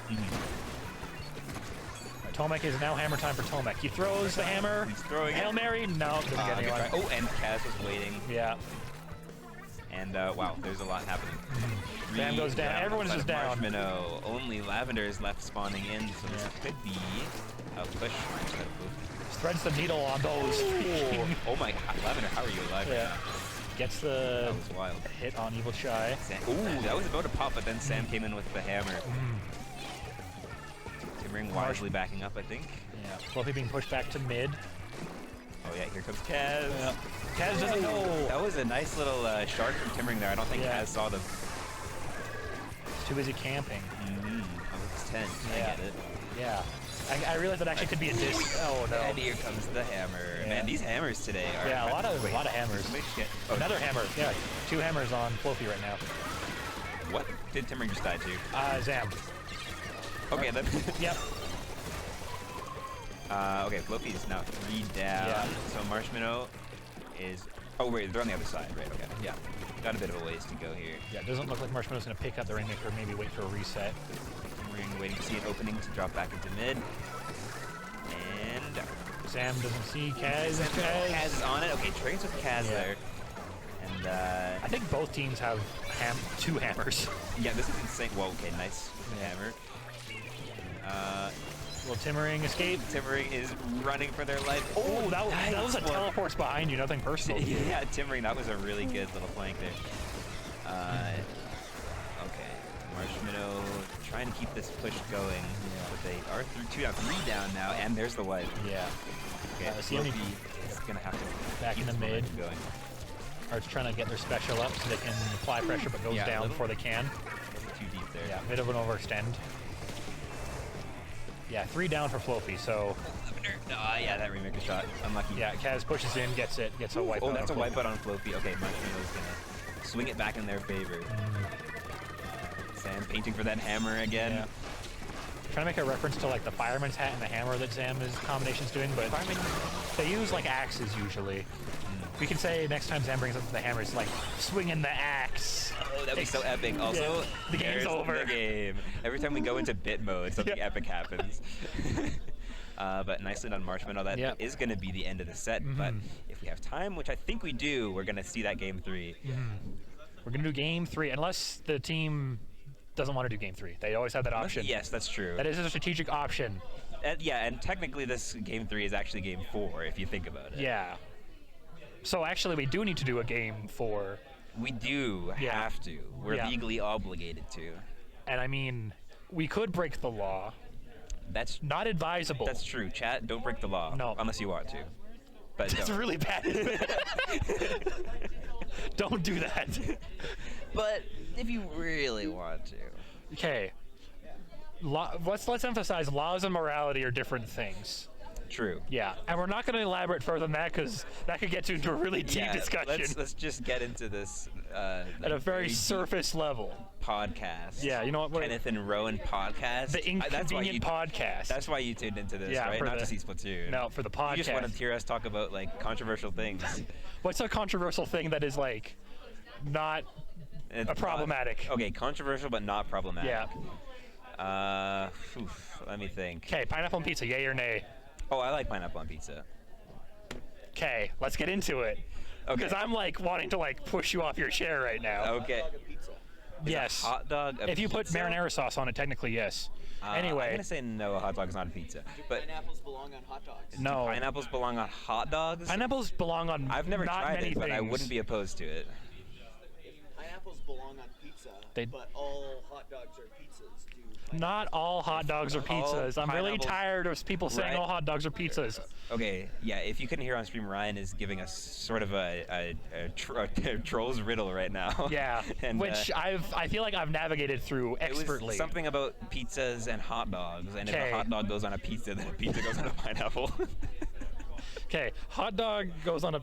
Okay, I can't do my hand gestures anymore. Okay, I'll do describe Clam audio for blitz your mahi hands while you mahi. talk. Okay, so hot dog His hand is, on top right of a hand is going pizza, up, and left hand but is the going pineapple goes on top of the hot left hand dog, goes on top of right hand, while right hand stays and then you stationary. hydraulic press them Switch together. the hands and smash them together. Two thumbs up. Yeah. All right. Yeah, we figured it out. Wow, we're so accommodating to our hard of hearing viewers. Our hard of hearing viewers. I mean the other one. Yeah. Our hard of seeing viewers. Our hard of hearing viewers. All right. Make sure you give us a shout out to our hard of hearing viewers. Yeah, you probably will need to show. Yeah. All right. Oh boy. So, if you were to order pizza right now, what would you order? Probably some like mushroom Okay. pepperoni kind of thing. That's a pretty good choice, like a Canadian pizza. Yeah, something like that. I don't know why So, a mushroom pizza is Canadian, but it's good. I mean, I think of Canadian pizza as being like sort of a meat lovers, like bacon Yeah. and ground beef. Like something that like you've hunkered down and you're like, I'm not gonna move from this spot for the next 8 hours because it's snowy and I can't go anywhere. Yeah. Good for after like a day shoveling snow. You're like, I need like calories. True. Yeah, but yeah, with regards to pineapple on pizza, it's not my favorite pizza topping, but I like it's not abhorrent. I think that it adds a nice bit of sweetness to the pizza, which is not otherwise there. Okay. For me, it's a texture thing.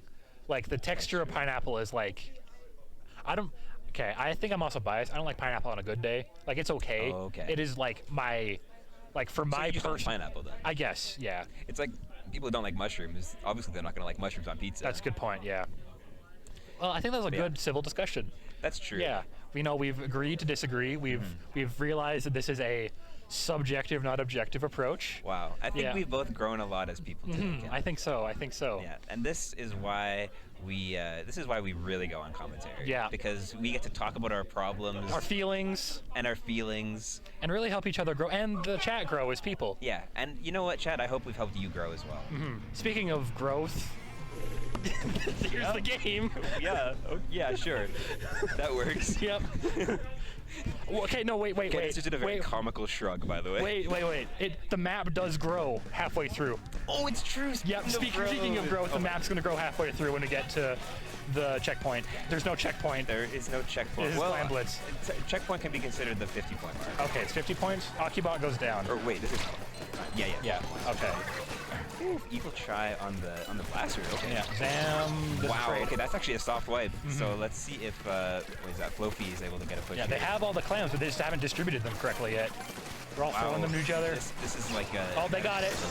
Okay, there it goes. I'm gonna take me a while to recover from that one. Okay. Evil Chai is. Okay, yeah. Chai. One thing I've noticed about Chai is that she knows when to fall back. Well, maybe I shouldn't say that right as she dies, but still, Yeah. it was a smart. She has an move. inkling of when to fall back. It's so true. Yeah. It's like the game Splatoon. Yeah. Speaking of growth. It's change. Yeah, right. Oh no, it was growth. Never mind. Okay. All right, Kaz goes into 10. So many specials everywhere. Oh, Kaz is backing up.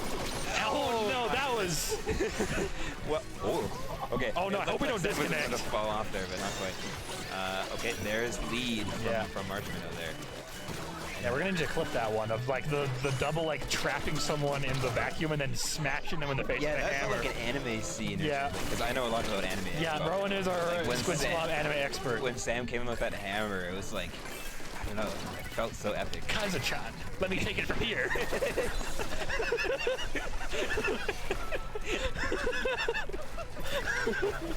Yeah.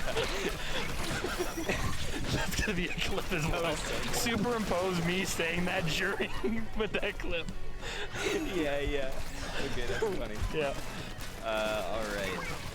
Marshminno goes 2 down. Yeah. Tomek, survives and gets the double. We're getting so many good plays. Yeah, the Reef-Slider protected him from Yeah. the Kaz just like, okay, behind you. Okay, there. okay, sure. Kaz, look out! Oh man, there's so many good plays this match. Like the this is a good match for just forcing players to get together because like, it's so volatile. If a couple people go down, it's very easy to get a push. Yeah, going. Tomek has 6. He needs 2 more clams. He does have the Reef-Slider for push. He's gonna be able to use that Reef-Slider. He should. Tomek, right now. Okay, what are you doing? Tomek-chan, now's your chance. Oh, though maybe not while you're holding that. Okay. No, not while you're holding that. Okay, you're lucky that didn't fall off. Yeah. Okay, the hammer saves him. Saved by the hammer. Oh my, this is so epic. This is the best game of Splatoon I've ever seen. And there goes a splash down. Oh, there, Flophie goes 3 down. I'm gonna be rewatching this later. Like, holy cow. And they get it. Okay, They get 1 point on the board. Very strong push from Marshminno. All right. Speaking of growth. About this now, Evil Shy. Get a couple kills with that. Oh my goodness, Double. Nice. That was a very like hard stop to that push there. They're at 34 points left to the Flophie's 80. There is a lot more space. The growth has occurred. Everyone's better people in this match right now. Shy, here comes the hammer. Throws it, hammer. misses Lavender. Nothing off that, but still Marshminno is 2 down. Does it get Kaz? Kaz uses the shield to survive. Ooh, that was a nice little block from Kaz there with that tent shield. Throws the point sensor. Can Arch get the clam before it breaks? I don't think so. Nope. Kaz falling that shield Jumping in out. deep, but yeah, jumping out, that is smart. Alright, Arch falling back, regrouping a little bit. Yeah, mid is quite contested here, but I think Marshminno could be content to sort of rest on our laurels here with that lead. Somebody's re-sliding out there. Kaz is Rink going for the score. They get it. Managed to get it and 1 kill. Octobot, get it! Wipe out on this. They need clams though. They can pull this up. If they can keep this open, this could be a change. Timmering. Okay, gets Kaz. That is worth it. They have clams. One more clam. One more clam. Will do it. One more clam. Oh my god. They got it. There's the lead. Holy. Incredible push from Flophie here. All right, now Flophie just needs to like keep Marshminno out. 3 down. R for Flophie. Okay, Kaz managed to sneak back there and score again. It's and they have the but they make this happen. He's jumping in, and there's the lead goes back again with 10 seconds left. That's probably going to be the end of the game.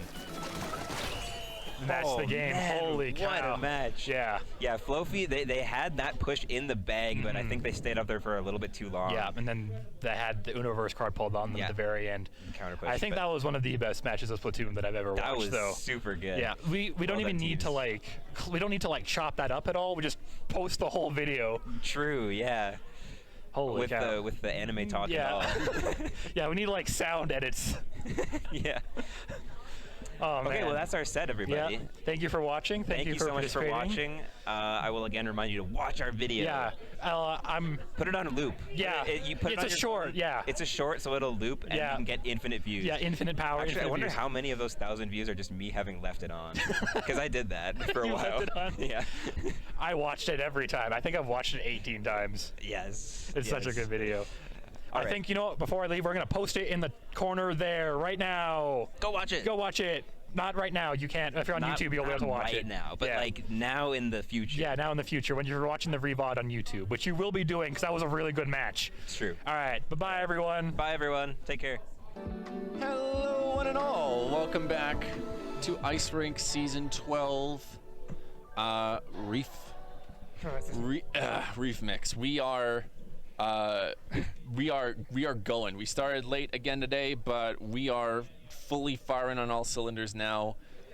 Next set coming our way is Port Lobsterson and Flophie. Yeah. Just. Yeah. Just, I mean, you've played a few games. We played a few games. How are you guys feeling? We're feeling really good. We went 0-5 in our last LAN. Really getting, with a lot of us were like really rusty, but we've played excellent so far today, and we're playing you next after we're done commentating here. So I'm interested to see how things are going. How about you? How are you feeling? I mean, we've had a couple of games where we've kind of struggled to deal with some positional things. Like, we didn't get a whole lot of practice in between these two LANs, so we're still trying to understand the dynamics, especially with Artemis on our team, just trying to understand the dynamics of who can we sub out and not sub out so easily, especially with 3-4 of us having competitive experience with each other where we know exactly what the other person's we're like, everything's really well tuned. Yeah, Artemis, Artemis's dualies and decav are very an interesting mix to that as far as having another like aggressive option, quirky as well. Oh yeah, y'all can run like multiple decavs if you want. That's fun. This is a fun game. We're having fun. So this is set. Yeah. Okay. So we're starting with zones on Mako. Yep. Right. Forgot I can look at this screen. Yeah. So we're starting with zones on Mako. These two teams are both very. We actually faced Flophie already today. That was our most recent set. Flophie has Chai, Inkbrush Menace. Will switch out to Evil Chai in Discord when playing sets. Arch has Carbon Roller Deco and then Nozzle, like what maybe the most unique two-piece kit of anybody I've played with on my team. Tomic with Wellstring has like a bunch of flex options, Enzap, Blobbler, Timmering with Dualies, T-Tech, Tri-Slosh, and then Vivian just with the ballpoint, the reliable ballpoint splatling. Yeah, just that's their weapon, man. They own it. They're a really good player with that weapon. So they do, and it fits really well here. Tomic obviously can kind of flex to a back line, but Vivian really holds it down as like an anchor for a team, and that's really valuable. On our team we have. Lavender, who is also a great anchor, allows a lot of movement, allows a lot of quick super jumps back into the action, and really allows us to do a lot more and take a lot more risks. Yeah, you're going to see a lot less. We're going to get a lot less, especially at Mako, you're going to feel a lot less pressure from like longer range backlines. For example, maybe your chargers and stuff, but I feel at Mako, like especially splatlings come more into play where you're painting constantly. Yeah. It's not something that you're going to take lightly. You're still going to see your chargers. You're still going to have pressure. For example, Chai's probably more than likely going to get in on the enemy team's stack. Or those quick stacks right in the center of the map. Yeah. And Chai doesn't obviously is like the Inkbrush is the thing, but has like other weapons. Other ones that they can switch to if needed. Just played, I think, Luna to end the set we just played. But no, the Inkbrush has a lot of great options. And then it's zones on top of that. It's Mako zones. So very open to Ink Strikes flipping it, very open to Reef Cheese flipping it, Splashdown Cheese flipping it. Oh, and we're getting right into it. We got Akira, Sid, Y, and Luna on the other team. We'll talk a little bit more about them in the intermission. Yes. We got the Octobrush out. We got the Wiper out. Sid playing 96. You see Sid playing 96, and you also see a pencil coming out. I mean, Akira being a really strong backliner with those chargers and stuff. Yeah. You kind of half expect that. But once again, we see, oh wow, instantly trying to get the push. Oh, but Chai the rush gets behind. There's Chai, absolute menace. But not Luna, just staying out of range, just barely. They are going to take the lead with that, and honestly, it was basically a 3-1 fight. Unfortunately, I do see one going down on the side of Flophie. Port Lobsterson doing a great job of containing the pressure. Yes. Oh, trying to torpedo from the side. Oh, good. Reach fire to kind of just take the tank through the do the stamp there. And you also know Timmering also played in a tournament earlier today as well. Maybe that little bit of experience in playing that tournament earlier, able at staying warm basically, able to avoid the hammer when Wide did throw that. Yeah, no, they're okay. This is a very chaotic. We're gonna see a lot of lead changes here. I think this set, in this game. You see Chad coming in and getting the jump. Not gonna get anyone, but able to get some information. That's gonna be really key. Yes, trying to make good use of the Zipcaster to get in, force some people back, force some people away from the zone. Less paint actually being put on the zone. Oh, here's Tomic trying to sneak around. Oh, Campbell waiting for Sid to jump in. Nope, not gonna get anything. A little late on the drop. There comes the Reef-Slider. Has that, won't flip though. Yeah, you see that immediate pressure back. Chai going down Akira with a really good shot there. Vivi under pressure now from the pencil. Yeah, Akira really holding down the fort though. Really, that was huge actually. They were behind. It stopped them from flipping the zone. It keeps them going, and they are going to take lead here. Yeah, now you have to see what can we do as Flophie to try and gain pressure. Oh, double pick, and now you've got pressure, and now the pencil does no longer exist. You're gonna zip away. You're going to make sure another pick, and unfortunately going down there. Sit with a really good Kraken to kind of stop things. Try to maybe.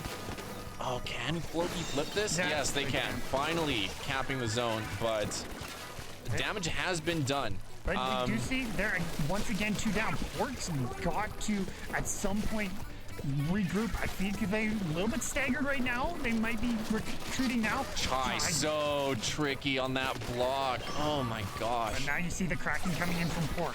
Are they going to be able to do anything? Chai looking for another flank on Sustained Akira. Pressure. Taking the lead. Trying to keep all of their attention away. Probably going to go down here. No, they have this. They have the flip. And Chai is still there. Oh, getting pressured now what from Sid. What a menace. And look at the lead in the meantime, all the way down to 15. I legitimately was not looking at the clock that entire time. And they keep it. Akira really trying to hold the fort down. Here's the Rainmaker. Not going to get anything. They're going to get 2. The Are they going to be able to get more? They will stop it, but the lead is enormous here. And with only 105 seconds to go in this game, this is a very small margin of error here. Yeah, I mean, the penalty does run down quicker. We're already seeing it at 10 ticks left on penalty, and that's 1.5 times as quick as your normal time. Cooler's good. It'll help them have the bodies to really keep people back and push them. This is a good sustained push. 30 ticks away from lead. Yeah, and now we are seeing Vivi having to use the Inkjet come from behind. Sid able to get a flank there. And now Timmering might be in a little trouble. There comes the Reef-Slider. The Reef-Slider, though, used too early and won't paint. They're going to get lead here. Just too late. And not enough paint to flip it.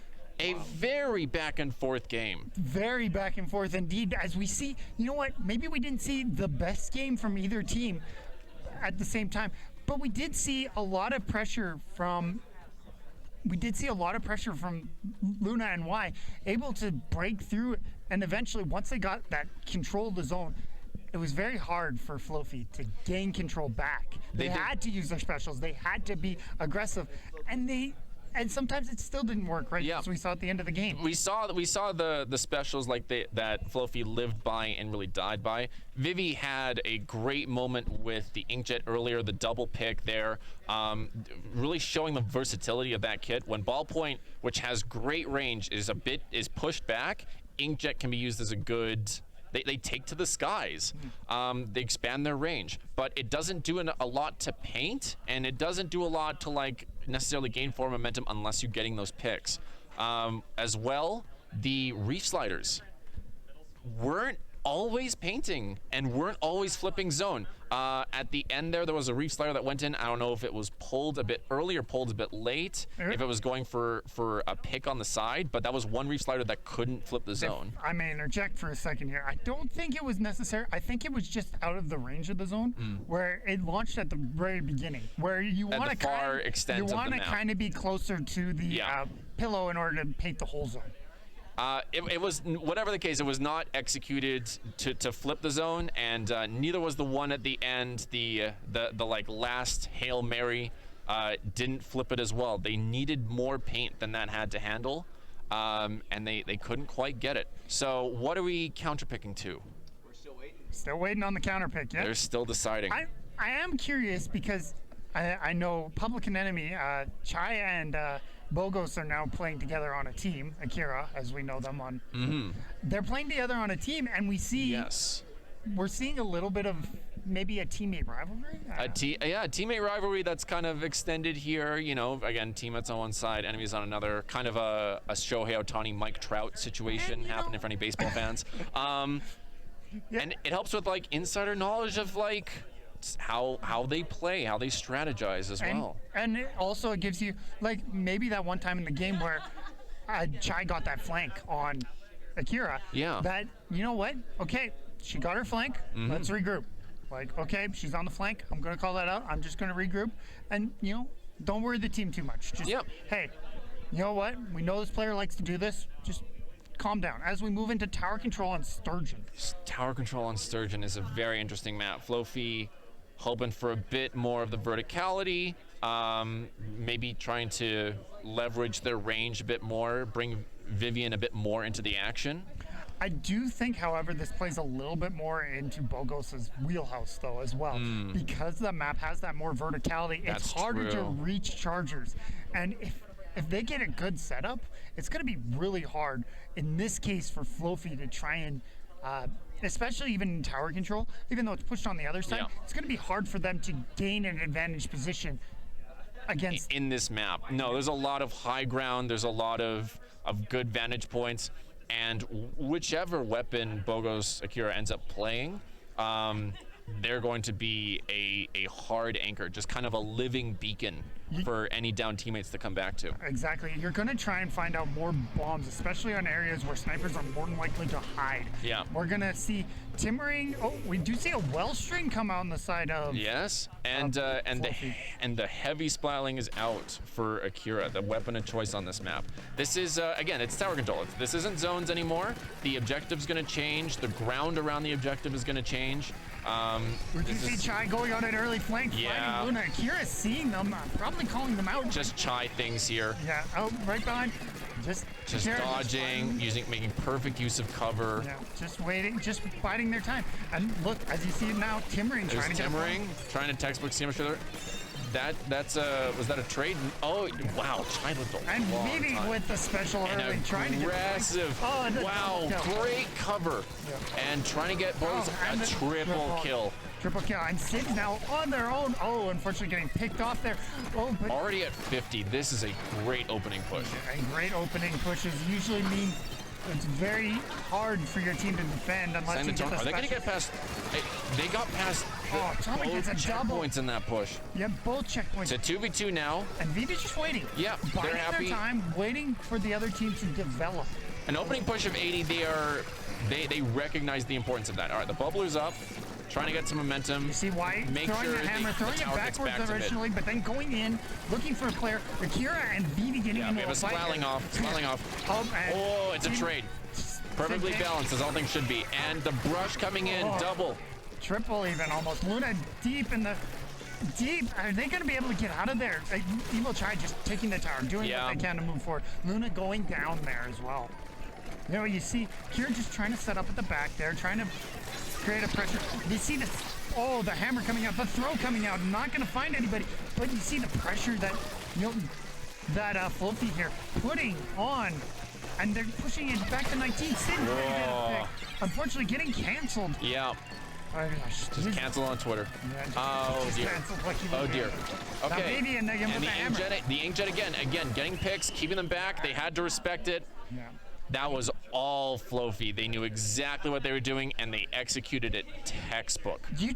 You saw that, like, that they got in. They got the positions that, you know, Akira you'd like to sit at with the splat leg. Yeah. Unfortunately, they just didn't have the opportunity, and I'm using unfortunately a lot. And you saw Luna again. The points you were making about Bogos maybe trying to like get in there. That was Vivi. Vivi seemed kind of untouchable that game. Whether it was ballpoint, whether it was like, again, two fantastic inkjets right at the start and right at the end. of that game. Yeah, once they got their push, once they got that initial push, I was also saying it was going to be hard for the other team to get back if they continued to stagger and continued to, keep themselves separated just enough. And the other team kept getting their special. They kept pushing the advantage that they had, and I don't even think it went back to mid after that point. They kept like swapping in and out and just maintaining a constant bombardment of paint, of specials, of pressure.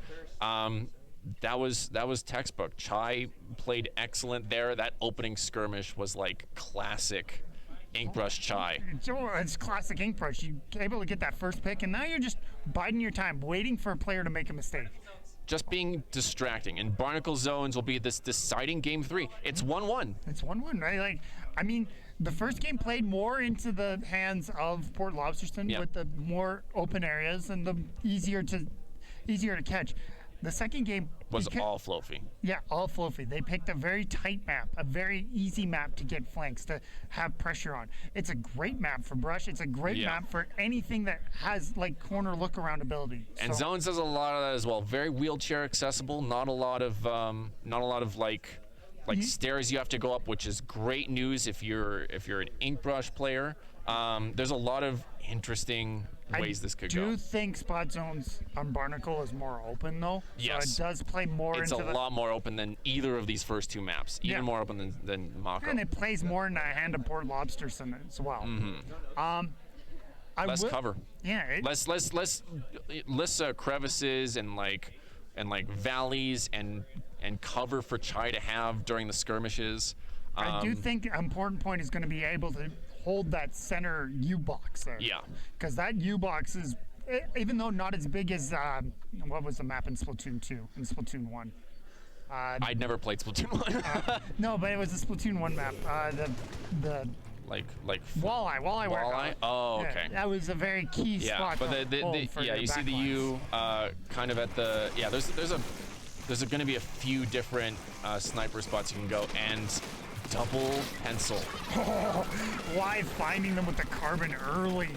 And you know what? That's gonna Port Lobsterson rocking double pencil, not messing around on this map. That might be a little bit of a bold selection, but Port being able to hold themselves. I mean, with the double backline comp here, you're going to have It's so much paint on a map that is so well tuned for this weapon. And I see what they're cooking here. That's a pick down. The Blobbler is working overtime here. I don't know if they're gonna have enough paint to counter two. Oh, you see Timmery going forward. To such threatening things. Chai has to paint. They're keeping an eye. They're eyes on Chai here. Like, how much of a push are they gonna get? What kind of? Whoa, boy, so much paint pressure. I'm shocked they didn't go down there. Just out of range of the wave breaker. They're gonna take the zone back. We do see. Oh! Wow, the pressure. Good trade. The paint pressure that Port Lobsterson is putting on here.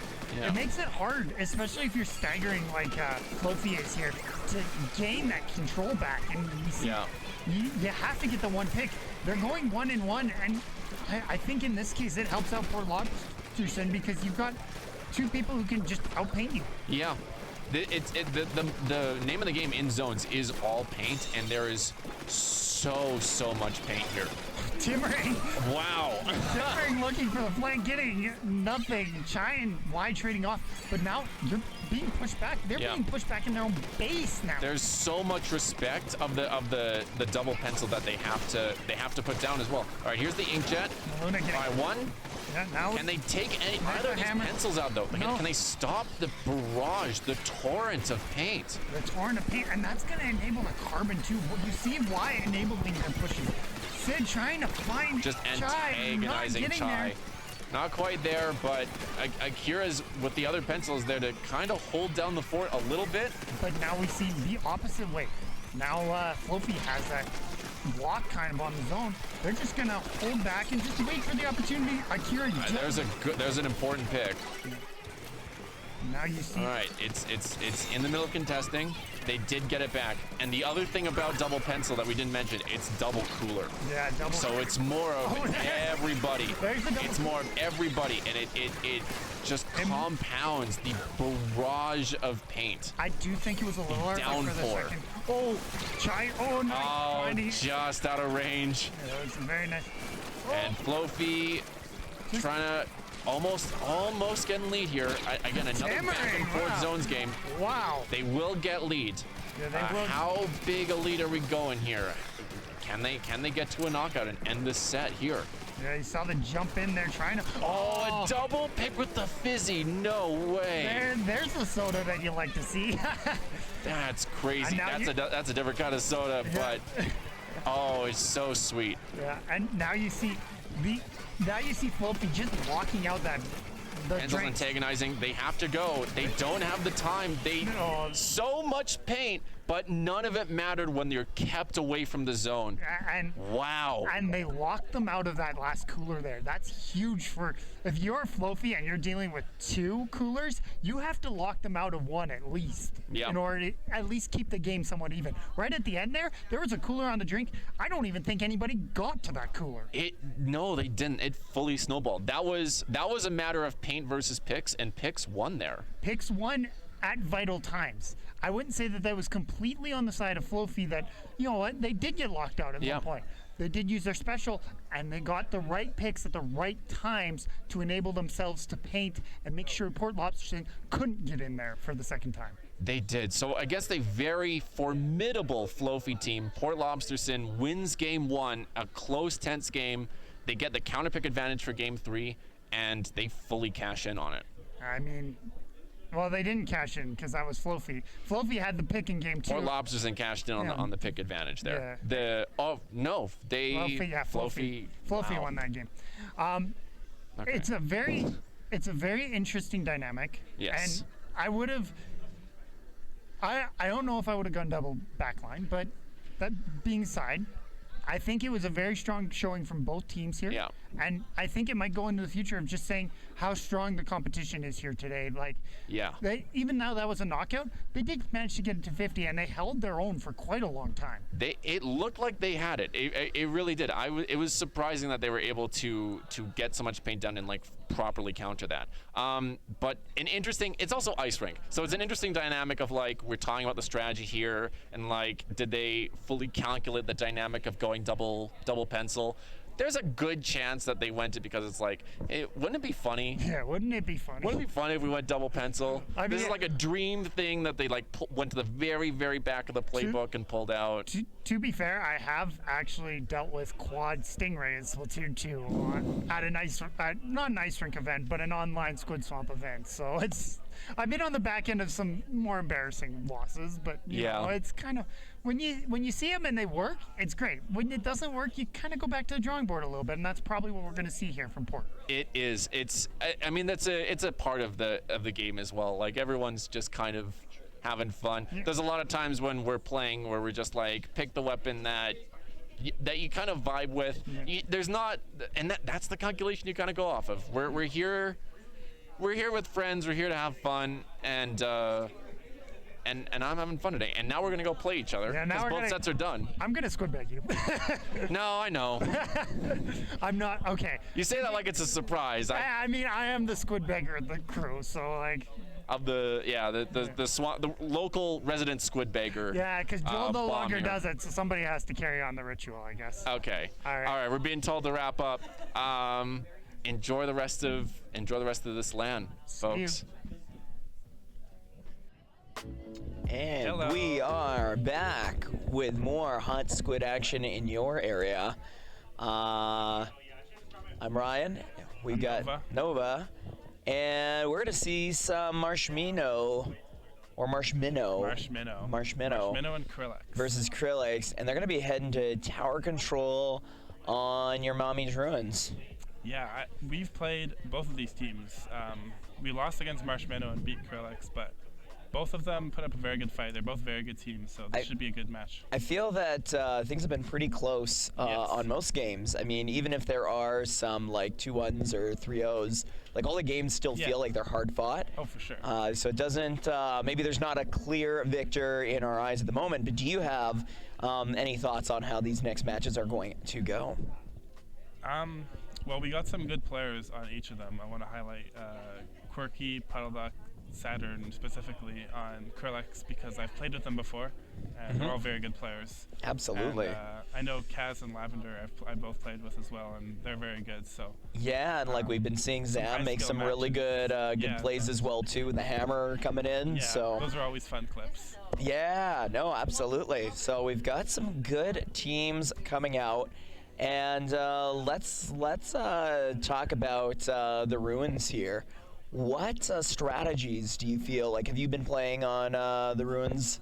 We played one today. Game, yeah, we played tower control, and whatever mode it is, it doesn't really matter. It's very snowbally, so you can get a good push, but you still have to be very alert. We got a good push to like 17 on tower control, but we still have to be very alert because if you make one slip up, if you get a wipeout, you could be cooked. It's really easy to snowball. So yeah, that's one thing that I've noticed just watching some of the games so far is that the offense on all the teams is very strong. Sure, yeah. But where it seems to like, I guess, anchor the game is on the quality of the defense. Yeah. If you know that you've got a lead on a push, rather than having your last one up, like make that hero play and then start staggering. No, have your last one up, pull back, and like know when to pull back and know how to get those jumps in and how to like build up that defensive wall, how to build up the specials and just hold your specials. Yeah. A held special, if you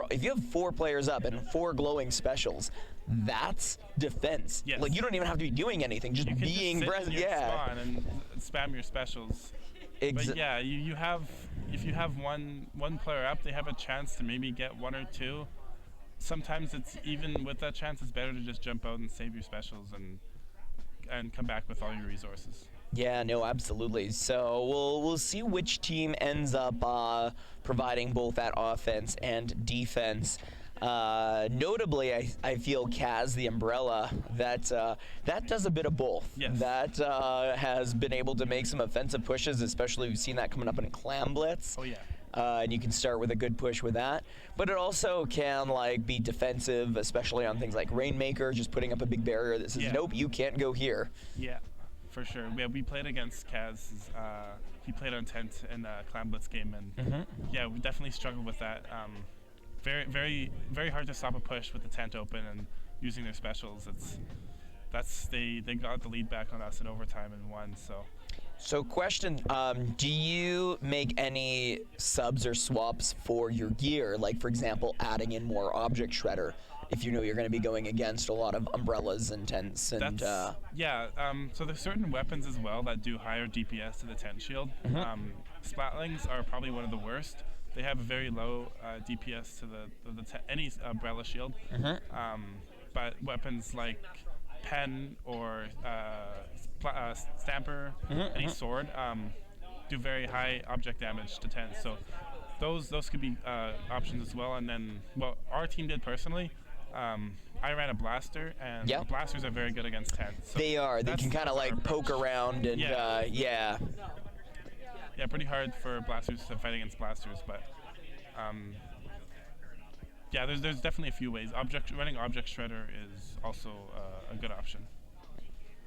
Yeah, I find like if you can identify some of those key strengths that the opponents run, and then start building some of your kit, your equipment, your weapon picks, whatever it may be, to help counter that. Yes. You might be able to use that as a defensive edge. Especially if you feel like tent is the main problem you're struggling with. Oh, and so are we? It looks like we might be going to Splat Zones on Mako Mart. Splat Zones Mako. That's a Oh, we made technical difficulties. That's all good. So now I think Mako Mart is probably, I think arguably is the most balanced map of the game. There's a lot of opportunities for flanking, and long range as well, but also short range weapons with either high DPS or that are good at ledge camping can be very strong on this map. Like Carbine or S-Blast can peek under ledges and can be very effective. But also a good map for a long range weapon like Leader or Pen. Yeah, I feel like there's not a weapon that does bad on Mako Mart. Not really. In even any mode. I mean, maybe Rainmaker has... Rainmaker isn't the best. Is probably the odd one out for Mako Mart, but yeah. Well, I guess we'll see shortly here as teams are readying up how our first game goes. We shall see. There we go. We got our players. So we were talking a little bit about Kaz, though we haven't really talked about Lavender as much, and I know always in the chat there are those Lavender stands. Shout out if you're there. But Lavender, good Explo player. Yeah, Lavender's Explo was shutting people down just straight up. Yeah, she played that on Wahoo World, and probably was the reason why we couldn't push back into the zone. I believe we were spectating that. Yeah. Kept killing us over the ledge, but yeah, very very effective, and a good Expo player is very very hard to run down. So you can't just run it up blindly. Yeah, no, they really are. So all right, we are jumping in here. We got Tetra Doolies out for Marshminno. And then yeah, Lavender sticking with the Explo, though I don't see. Oh yeah, no, Kaz is doing the brush. I haven't seen that at all. I don't think so far today. Yeah, though it might be for the splat zones here. That might be the best way to. Also for Zipcaster. Yeah, I love running Octobrush on this map. It Zip's being able to sneak in behind, and it's really hard if like a snipe or a backline is anchoring up in that top corner. Yeah. So Zipcast is a really nice way to be able to deal with that. For sure. But looks like Krillex running a few splashdowns, double splashdown. Yeah. So. And, I believe that's Marshminno that's on double splashdown.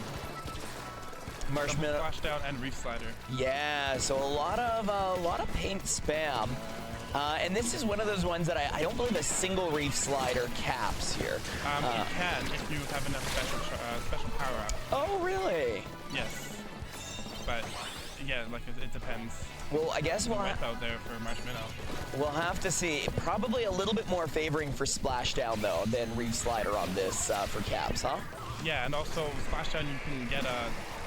With new triple splashdown in Splatoon 3, you can now get it up on the ledges, so it can be very good for ledge camping as well.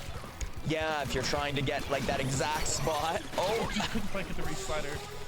But Reef Slider had to spend their special on the counter rather than the zone, so that is going to mean that Marshminno is able to keep the points ticking. Yeah. Finding that Tetris. Yeah, and again, having to use specials to manage the little corners and the flanks and all those angles, not being able to use it effectively to cap zone, so it is taking longer. And I mean, we still do have 3 minutes left in the match, but good control here from Marshminno. Yeah.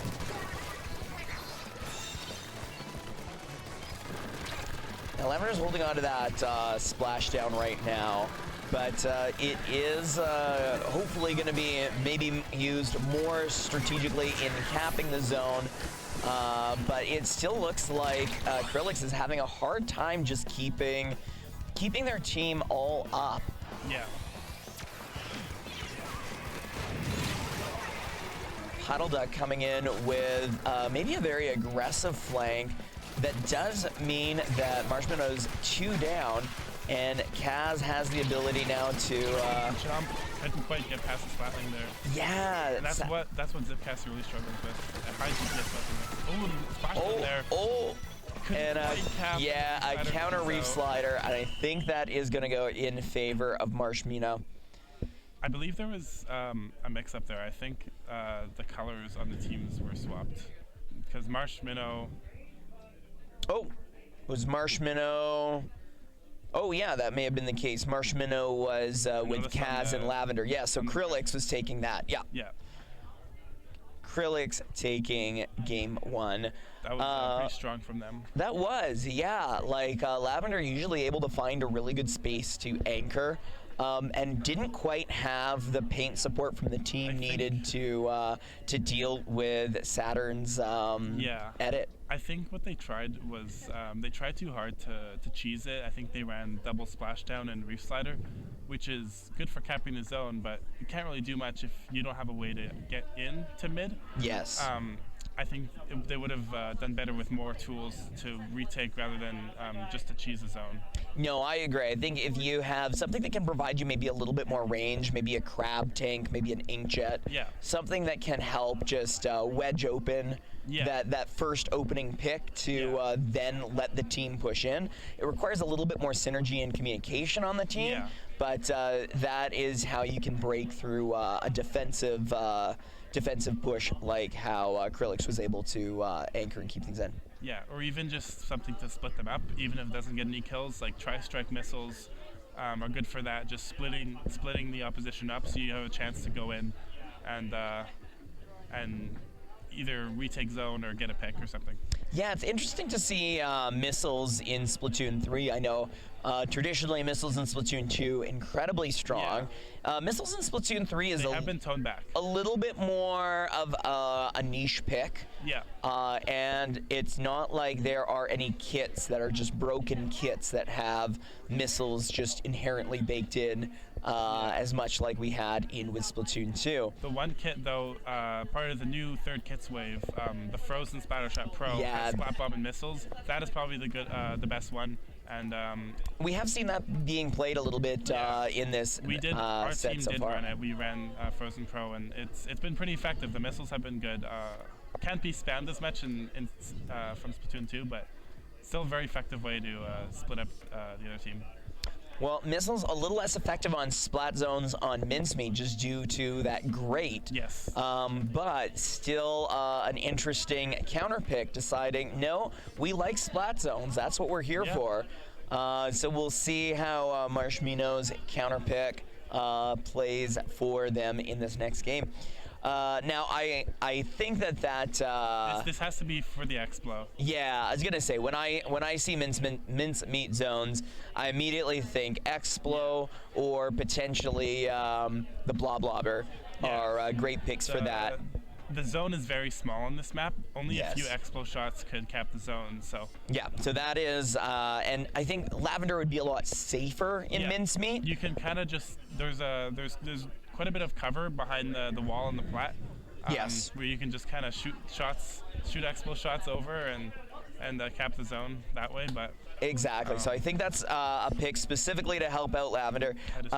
And I'm assuming Samurai and Kaz probably going back to Umbrella, I would imagine, on this too. Yes, there's through mid is like pretty much the only way to go besides on top of the grates. Yeah. And having the tent shield up for those small choke points is very effective. Yes, no, being able to just block off anyone rushing through the zone, putting out that tent shield there is basically a way of saying, like, nope, you can't come this way. Yeah, you shall not pass here. Oh, and by the way, don't forget about the Explo that's hitting you from the other side. Maybe the hammer that's sharking. Exactly. So I think I can see the counter pick strategy here. Looking like the orange sap coming Kaz actually going for the ink strikes. And wait, no Explo. No Explo, interesting. All right. Well, now we look silly. Vanilla Splash, but Crab is very good on this map too, so I don't hate the pick. No, absolutely, like some good picks. We are still seeing Krillex. Krillex is Krillex putting in the got the pick before they jumped out. Yeah, the full special lineup, and still bringing in some reef sliders there as well too. Reef sliders and the Booyah Bomb. Yeah. Now immediately having some aggressive plays. I do like this crab though. I think that is really good positioning for the crab tank. Can hopefully slow down the zone, though not quite. It was so close. I do want to point out that Reef Slider from Krillex, very good to distract the crab and make the crab look at it instead of the zone.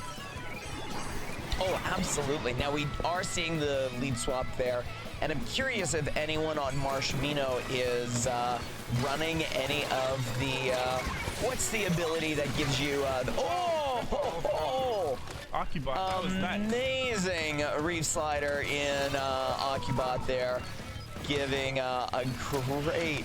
Can they shred the Booyah? Not quite, but really close enough, and I don't know how well they will be able to keep that zone though, as Fergie now zipping in, and that is going to get at least one. Cap zone. Yeah, and the zone as well. He is very good at the set.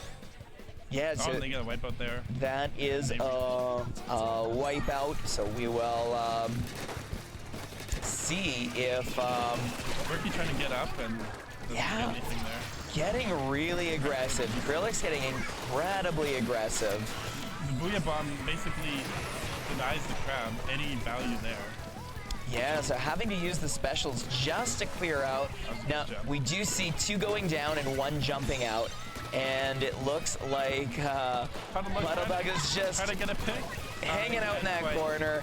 And so that will stagger Krillex a little bit as they return to the fights here. And maybe this will be enough. I mean, Lavender's almost got that other crab ready to go, immediately popping it. Zip. Zip is very good against crab. See, it's in the that's too much. basically just denies what the crab wanted to do. But again, I think actually in favor of that, it didn't allow paint coverage. Oh, the splashdown! That got at least 3. Couldn't quite tell from this angle, but yeah, it's clutch. So Lavender looking to build another crab, and in a really aggressive position here. What I like about this position with Lavender is it does make it very easy to back out, and still having enough special for that crab to make a good comeback here. Nice double. Oh, unfortunate death of the shots. But her team is still in possession. We're seeing some back and forth Reef Sliders. Now that is seeing zones cap back and forth, so this is still anyone's game. Though it feels like Marshminno's got a little bit more oomph in their step here. And yeah, gets 2, I think. That does look like it. That was the opening that Krillex needed to re-secure their dominant spawn. The crab. Oh, a double there. Not sure how that happened. Yeah, I think that's just. I'll tell you how that happened. Is the S-Blast is actually a broken weapon. No kidding.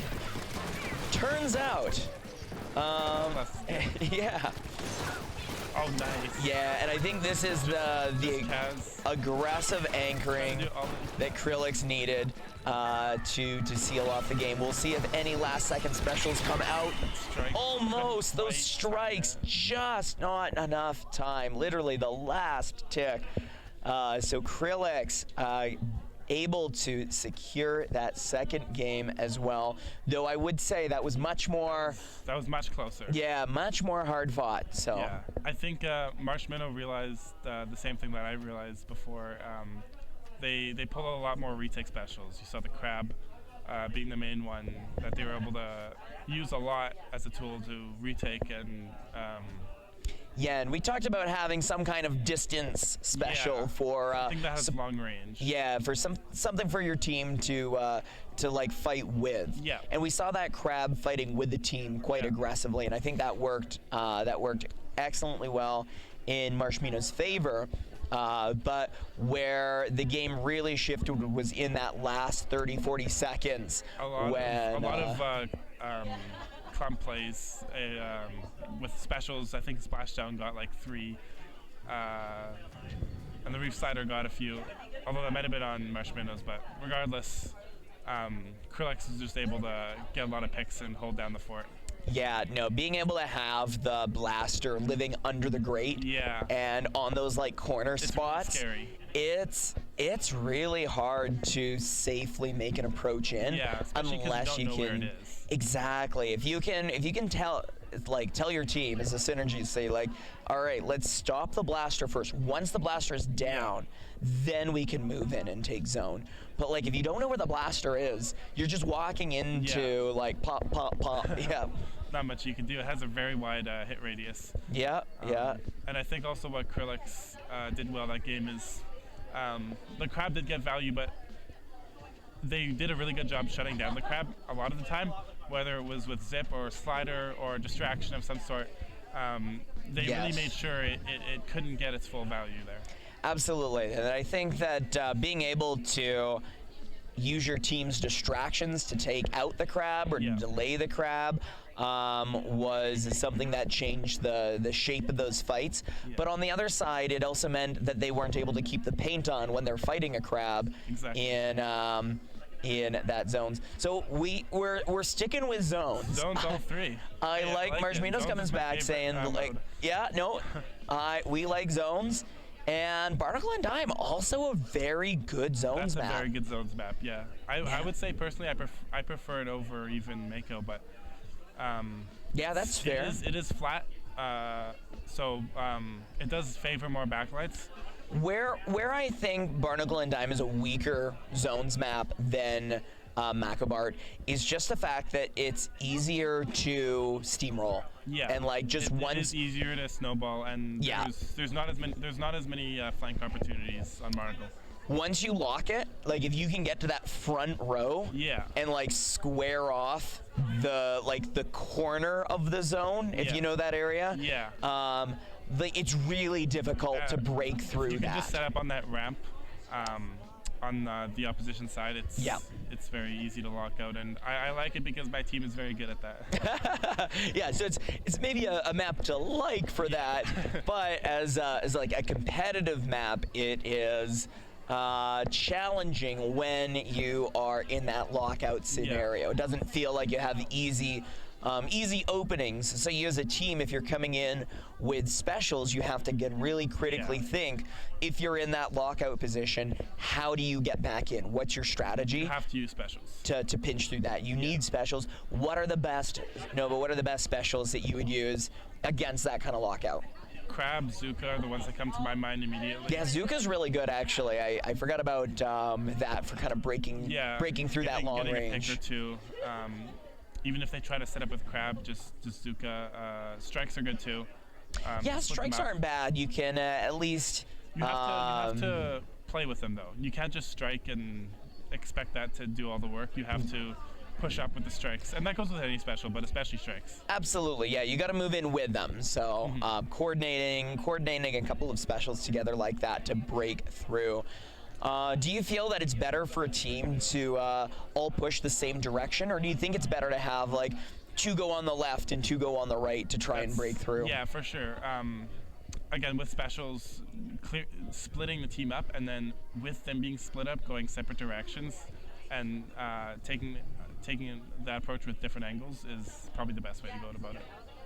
Well, hopefully we'll get to see some of that. I'm seeing the thumbs up. Everybody is locked in, ready to start. So let's take a look at our third game of the set here. Decav and Bo coming out. I think it's the first time we saw Bo the set, and Sploosh. And Kaz also playing a different Umbrella. Echo. I'm really excited to see Bucket's Echo. That's a fun kit, and honestly very underrated in my opinion. It has marker and zipcaster. Nice to see Marshminno bringing out some interesting weapon picks here. And Expo does come back out too. From last week. Nice pick by Quirky on the Decav. Yeah, we're seeing some picks back and forth. Obviously, the map is ticking down a little bit, but go down though, and Krillex is able to cap the zone. Yeah, I am glad to see Lavender back on Explo. I think this is a great Explo map here. And it looks like that is the wipe out for Marshminno. Oh, Kaz playing. I don't even know this the kit on this umbrella. Kits, yeah. So we got super chumps from each team. So like when Super Chumps came out originally, they were a pretty, I'm just gonna say, a pretty weak special. Yeah, they buffed it. They buffed the paint, and that was what it really struggled with. And I think the HP of the individual chumps. Paint and HP. Yeah, and now it's not. I'll say it's kind of like, I don't know, B tier, C tier. Yeah, like it's a decent special. It's honestly forgotten in my opinion, and it can be good as cover. The hammer. Yeah, hammer versus. I love how the reef slider like literally just slides through the hammer. Yeah, slides through it and overshoots the hammer. Didn't get the pick there. 2 down to the side of Krillex. Yeah, a very close score, and nobody's really anchoring a decisive. No spawn camping. No lockouts yet. No lockouts. No. So we're seeing as teams patiently don't rush in. I like that we are playing with specials, seeing the Reef Slider and the Super Chumps together to help cap and take zone. This is the kind of play that I think really helps cement your spot. Oh, the whale's getting a pick there. Yeah, Whale not a common special for splat zones, but can be a great way to just disrupt, and especially when you have a lot of chip damage type weapons, like you got the...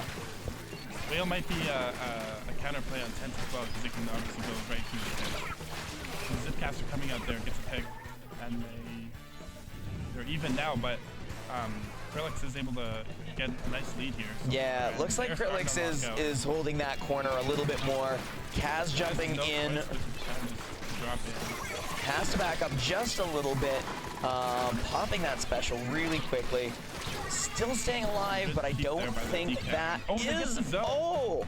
Just enough paint. Maybe those super jumps putting in enough work here after all to keep that paint going on. But it is still not a for sure set. Capitalize on this now. Zipcaster. This is a pretty good Zipcaster match. Lucky Buck. He gets one. Splash one coming in the help. And didn't quite find Tunnel Dog the bow. And now it looks like it's Marshminno's turn to maybe try to lock out Krillex here. Yeah, Marshminno's getting a little bit more aggressive here. OctoBelle making a good choice to just back up a little bit, but it is still anyone's game. A minute left. Lavender capping the zone, but those super chumps keep distracting, and I think the way the super chumps spread is a really nice for this just open rectangular zone. Yeah. And with how open it is, chumps are really good at providing basically its own cover to work around.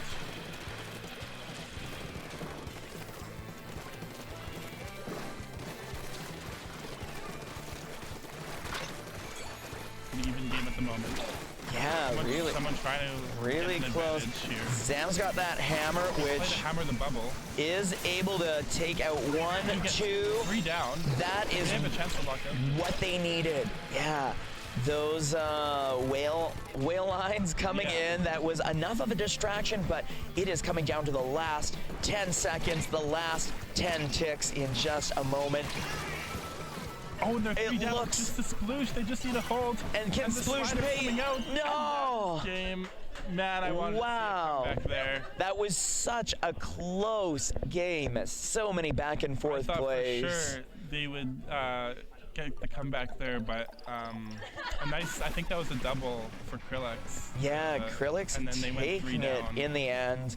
Amazing plays though, and you can only see great plays like that here at Ice Rink. If you are watching at home on the streams, on the VODs, you are having a great time here. And if you're in person, you're getting to see all these amazing pop-offs in our space here as well. That was a 3-0 set, but it didn't feel like 3-0. Those are some exciting games. Yeah, no, and it's great to see just actually a 3 set of splat zones, seeing how teams are learning from their dynamics and choosing to change up their kits and comps.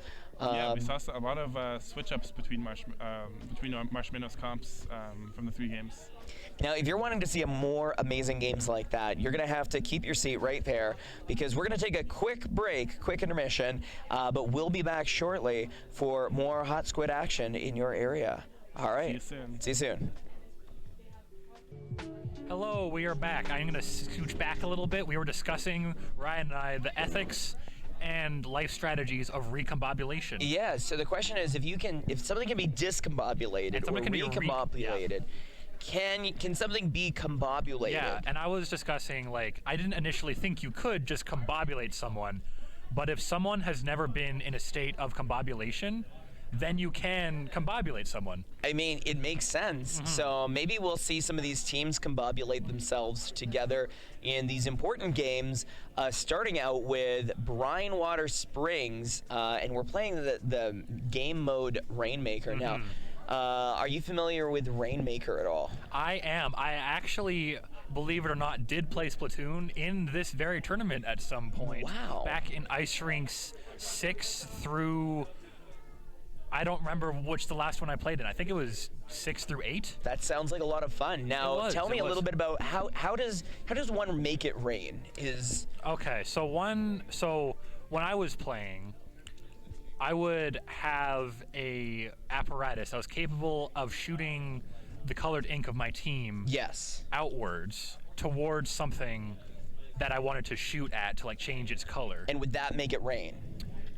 It would actually, and actually there's a special in the game that if you fill up your special meter all the way and then you press in, I believe, in the left joystick on your controller, your Inkling character will produce a large apparatus above their head, and then they can throw it, and then that will create like a little rain cloud of sorts. So is it inappropriate then that in Rainmaker, not every team will use the rain special?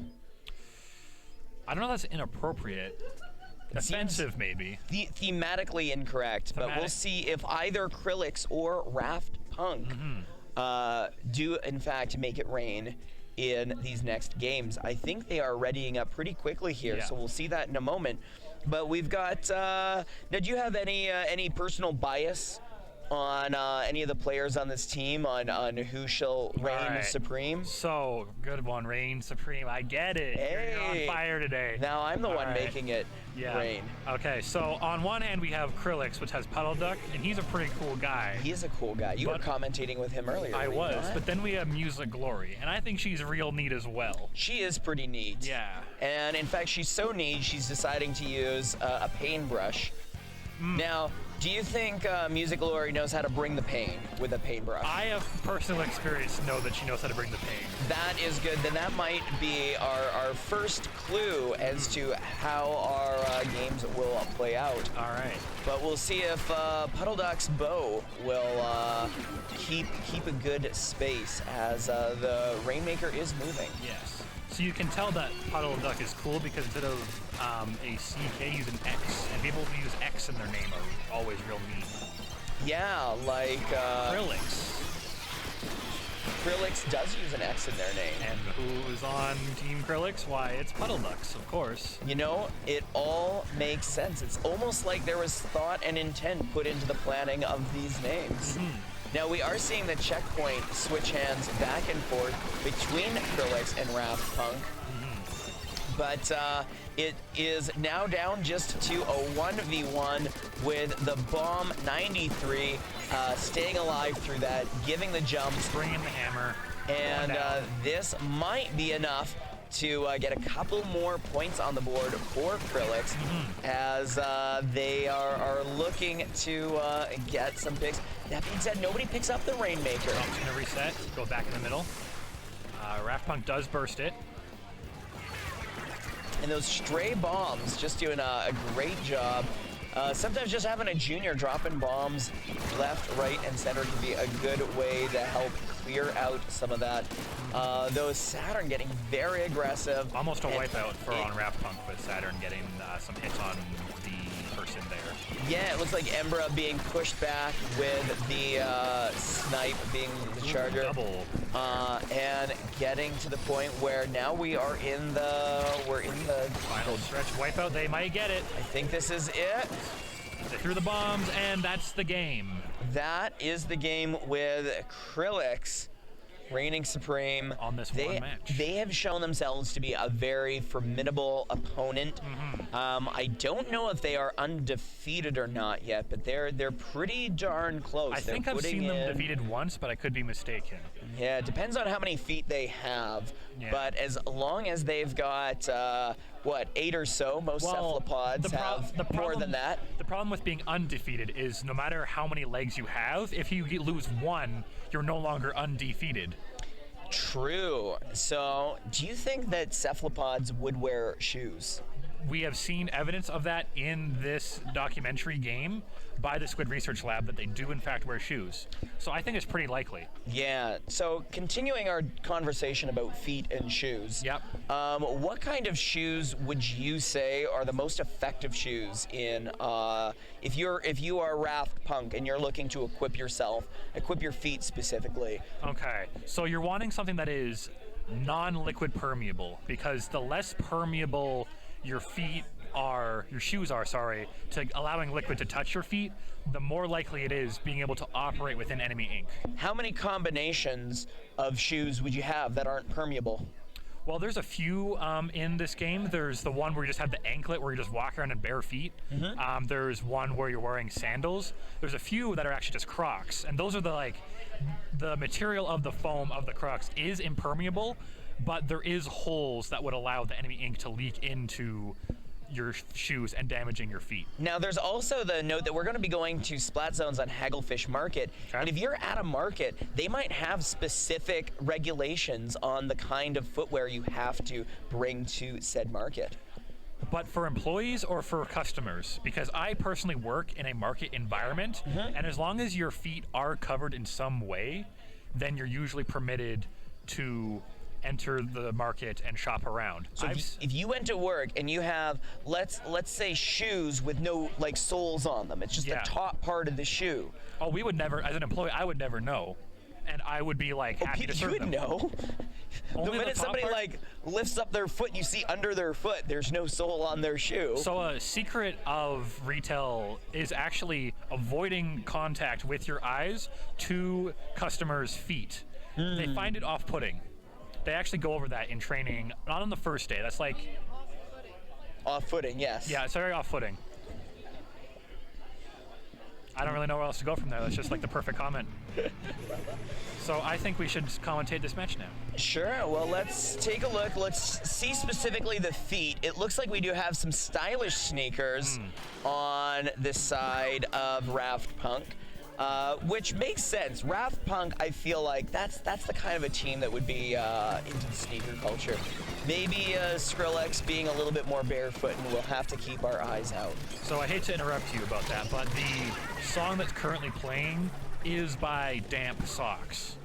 That's playing in this match right now. If you rewind the VOD, you'll see that, if those at home. True. And damp socks, if you wear your sneakers with damp socks, that's just going to feel gross. It's not going to feel great. And if any of these teams have damp socks, that means they're an enemy ink and they're at a disadvantage. Now, currently at a disadvantage is Krillex, because they are at a pink disadvantage. The zone is not in their favor. They're still losing their lead, but yeah, they are back in control. Lead, but they did get it. So let's take a look here and see exactly why that is. Now, Emperor's got some really good snipes, really good hits coming in, and I like the choice of bringing in the ink strikes, because that's just going to allow continued pressure on Krillex, and that splash roll as well can put in a lot of work just defensively, allowing to keep the zone. And let's say that Embra's in a sticky situation and the zone isn't controlled by Krillex like it is now. They can pop their tri-strikes like they're doing right now and get a bit of ink back on the zone. It does look like, though, that a Booyah Bomb went off, and that kind of negated the efforts of Raft Punk to get the zone back. Yeah, and now we're seeing Quirky coming in both with the Bubbler and the Super Chumps. getting immediately aggressive, saying like, hey, we are not going to let you have any spare. Yeah, we do not even care about defense. We care about offense. They should have cared a bit more about defense now, because now Raft Punk has retaken it. Yeah, and we are seeing the zone is swapped back and forth quite regularly here. It still could be anyone's game. Anyone's game. It's about 50-50 right now. Yeah, in fact, I'd say it's about 53-45 if I had to guess. I would say that's no longer the case, unfortunately, based on new information that's been presented to us. Yeah, as the lead swaps hands, Raft Punk fighting aggressively to bring this to a 1-1. Now that we are seeing Krillex with the specials, the hammer, the splashdown, the chumps, all coming out. Every single special just came out, I think. And you know, that is a great way to cap the zone, but the challenge is now they're gonna have to rebuild specials, and Raft Punk will have a special advantage. So we'll see if their offense will be able to be enough to keep the push continuing, or if we see specials coming online. We've got 2 on the side of Raft Punk so far, 3. Raft Punk might be able to cap just enough to swap there we go. Control. They added a penalty to Krillex. Special hammer goes down. That was a special hammer. It was. Well, not super special because it didn't last very long, unless you count it being a very short duration hammer as special. Yeah, it was special, right? Okay. You didn't see it for very much, but the hammer you saw was the hammer in our hearts. Friends you made along the way. That's the true treasure, I find. Right? You know, there was a lot of talk. That was unfortunate. See, you can't. You can't hang out. Yeah, you when Embra's watching, you can't be peeking. Yeah. So we're seeing Raft Punk, I think, still has a very good shot to clench us out. We've got about 60 seconds left on the clock, and 22 to 30 as our points tick down, and the zone keeps changing. Embra launching the tri-strikes right now. And I think a great positioning of the tri-strikes. Now that hammer is loaded again, ready to show its special nature. And Embra doing a good job just to keep positioning. It is just 2 of them up on the moment for Raft Punk, but Embra's positioning can really help keep a safe, stable zone. 2 down for Krillex right now. Wow. 3 down for Krillex. Yeah, while letting their team have that paint advantage. So I think that will be a relatively easy swap. Oh, it's close. It's those ink strikes, yeah. I think that's it. Those ink strikes putting in some great work. Now, don't say never, because they could get it in overtime. But it will need to go to overtime. This is an overtime game, and I think with that wipeout and a hammer that can be tossed, Quirky up in an aggressive 3, 2, spot. 1, and that's the game. Wow, what an amazing back and forth. An overtime win. We love to see it, and you know, we would love to see yet one more game in this epic set. Thankfully, because we make the rules here, we get to see that. We are God in this situation. Exactly, and God is here to see Squids play, right? Yeah. That is canonically. I'm sure there's some line about God and Squids biblically here that we could find, but something about like the Red Sea. That's probably ink. Like those Ketchup Splatfest, that's what they're talking about. I can't see why it would have any other meaning. Nope. So we'll see if Raft Punk is able to bring any more pain in their counter picks. And you know what? We haven't seen enough Clam Blitz.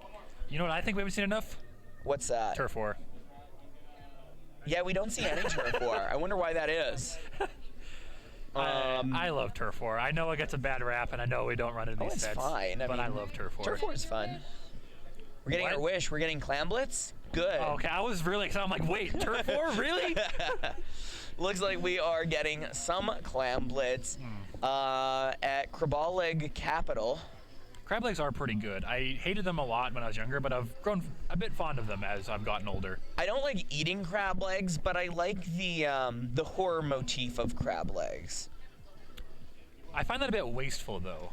Like, if there's, like, you know, Furbies, a Furby with crab legs, I think that's really cool. That would be awful. I had a Furby growing up. Yeah, did your Furby have crab legs? It did not, but it did do that thing that every Furby does, where when it starts running out of batteries, it just starts going off randomly. Did its head spin around and its eyes glow so red? Its head didn't spin around, but speaking of head glowing red, I am flush right now. I'm drinking too much caffeine. Too excited for all these games. I'm getting too into it. The games are so hype. But yeah, do you feel like, did your Furby prophetically see the future and tell you? If it did, thankfully I wasn't able to understand it. Because I don't think I could have handled that. Yeah, so that's what I feel we need to see more of, is more crab leg Furbies that have glowing red eyes, spinning heads, and will prophetically the head tell didn't the future. spin, but it had like little feet that could shuffle around, and it would do full 360 shuffling its feet around. Yeah, that's so close. it's like close. it's halfway there. It's still at the very much like you're not in the same position that I left you in when I left my room last time. Halfway of a 360 is actually. It's like Toy Story, but toy horror story. I didn't like it. I actually like ripped the batteries out of it at 3 in the morning one time. That's a story for another day. All right, and a story for this day is our third game of the set, Raft Punk, Krillex. We're seeing, I think, some pretty similar kits, at least on the side of Raft Punk, though it looks like Quirky's switching to a different colored, hitty, sortie type weapon. So I do like the hitty, sortie type weapons. I did build one in real life even. Right? Do you use it for, what's that? What do you call it when you role play but in like live action? LARP? Yeah, the live action role play. Okay, I thought, yeah, that's what live action role, that's what LARP means. The other sets have had some amazing plays just now. Yeah, it's a shame we're not watching those. We're just watching watching these ones as people are popping off here in the event. But if you're here at the event, you know how amazing those pop-offs are. Yeah, now, comment below on the VOD on YouTube how amazing that moment that was synced to this time was. Now, Clam Blitz, I like this because you're actually able, that bomb. That was a big ouchies. So Raft Punk might actually have the opportunity to build some big pointy clams so that they can make the approach. I do like crab leg for clams though, because it is like you have to have your act together. The basket is so close to spawn for the opponents that you have to have all your clams lined up. Yeah, you can't be slacking on crab leg capital. It's like the Big Apple. The city will eat you alive. Exactly. The city has eyes. It is alive with the sound of music. And Music Glory going down. It is 3v3. Quirky deciding unfortunate spot they needed a little bit of cover for their team, strategically placing the that was bomb very on purpose. Yes. Right in front of them. Yeah, see, look at that other person putting it on the ground. It's like, it's on the floor. It's all broken now. Yeah, no, you don't want to lose your Booyah Bomb that way. We are seeing, though, Raft Punk is holding on to a big clam, and I think in the clam economy, Raft Punk is doing a good job anchoring and keeping their clams together. Yes, 13 clams, still 1 super clam, 2 team members with over or equal to 2 clams. And where Krillex might get aggression and kills and picks, they also need to win Clam Blitz. They also need a whole bunch of clams. Yeah, they're not doing a great job of that right now. No, even as the opponents are going down. Now, they got 7. We do see a handful of clams starting to pick up, but will it be enough? I'm not sure. You know, like the real economy, trying to predict stock market's very difficult. Yeah, the clams now, I predict that clams are going to go up, because to score in Clam Blitz, you actually have to throw the clams in an upward direction. So that's my economy prediction of this match. Now we do see specials all on the side of Raft Punk, though the Splattershot Junior is taken out. Thankfully, the Junior is a weapon that can rebuild its special quickly. You can get it in there between the ink strikes. Yeah, and Puddle Ducks swinging in with that amazing jetpack, pew pew in the air. So my prediction for the clam market is, I think it's in agreement with yours, because when you throw clams in the basket, that's equivalent to destroying the currency of this game. And that involves, like, inflation, when you increase the amount of currency that exists. By destroying physical currency, you actually increase the value of all the remaining currency. So if you're saying you are doing the opposite of inflation. You're doing deflation. What about reflation? Well, that does occur throughout the match as well, because clams do generate naturally on the ground to be picked up. Now, if you used a reef slider in a reflation economy, would that give you more clams? It depends on the location of the reef slider. It is very much a geopolitical situation, the geo being the location, the politics being should or should I not inflate the economy. Yeah, that makes absolute sense, and we're seeing some inflation from Embra, who's inflating the paint by throwing some ink strikes into Krillex's base. Okay.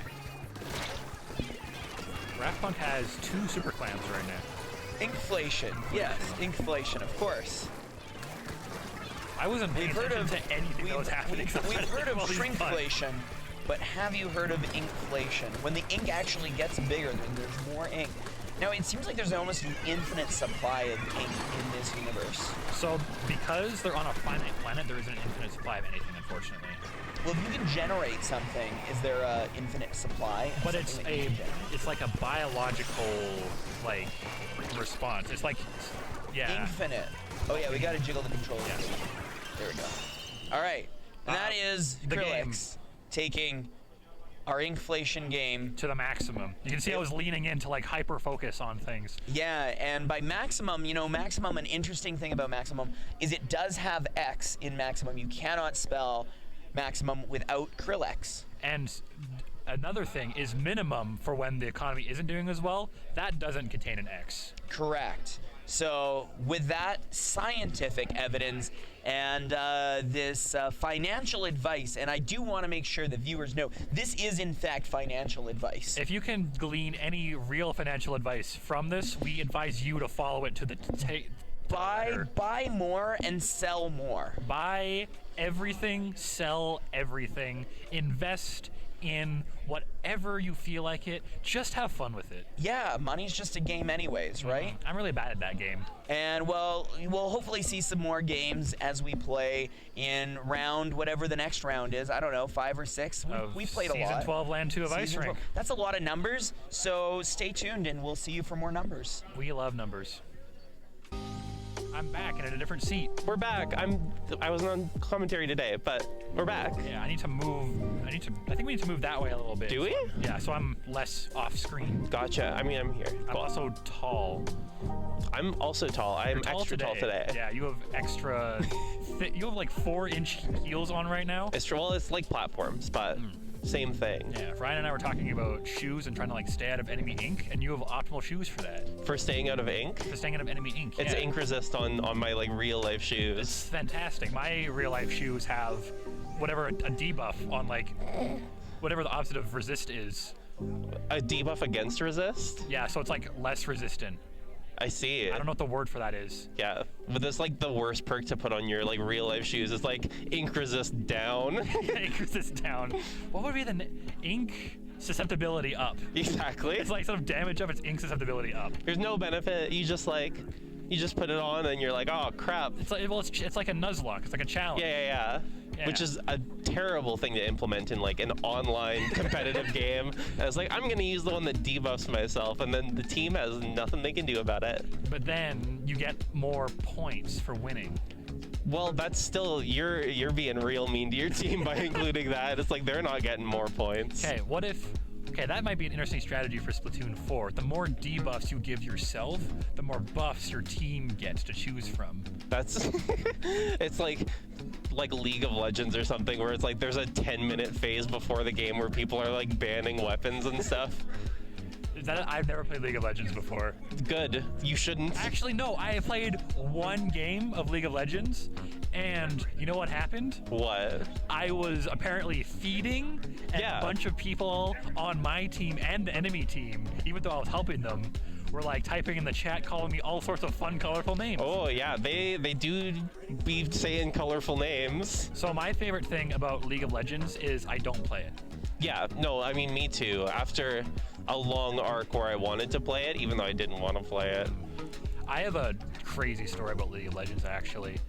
So in one of my earlier university classes, we had a group project, and we all had to be like physically at the classroom to do it. That's what a group project is. Yeah. And it's a 3-hour class, and this guy shows up hour and a half late.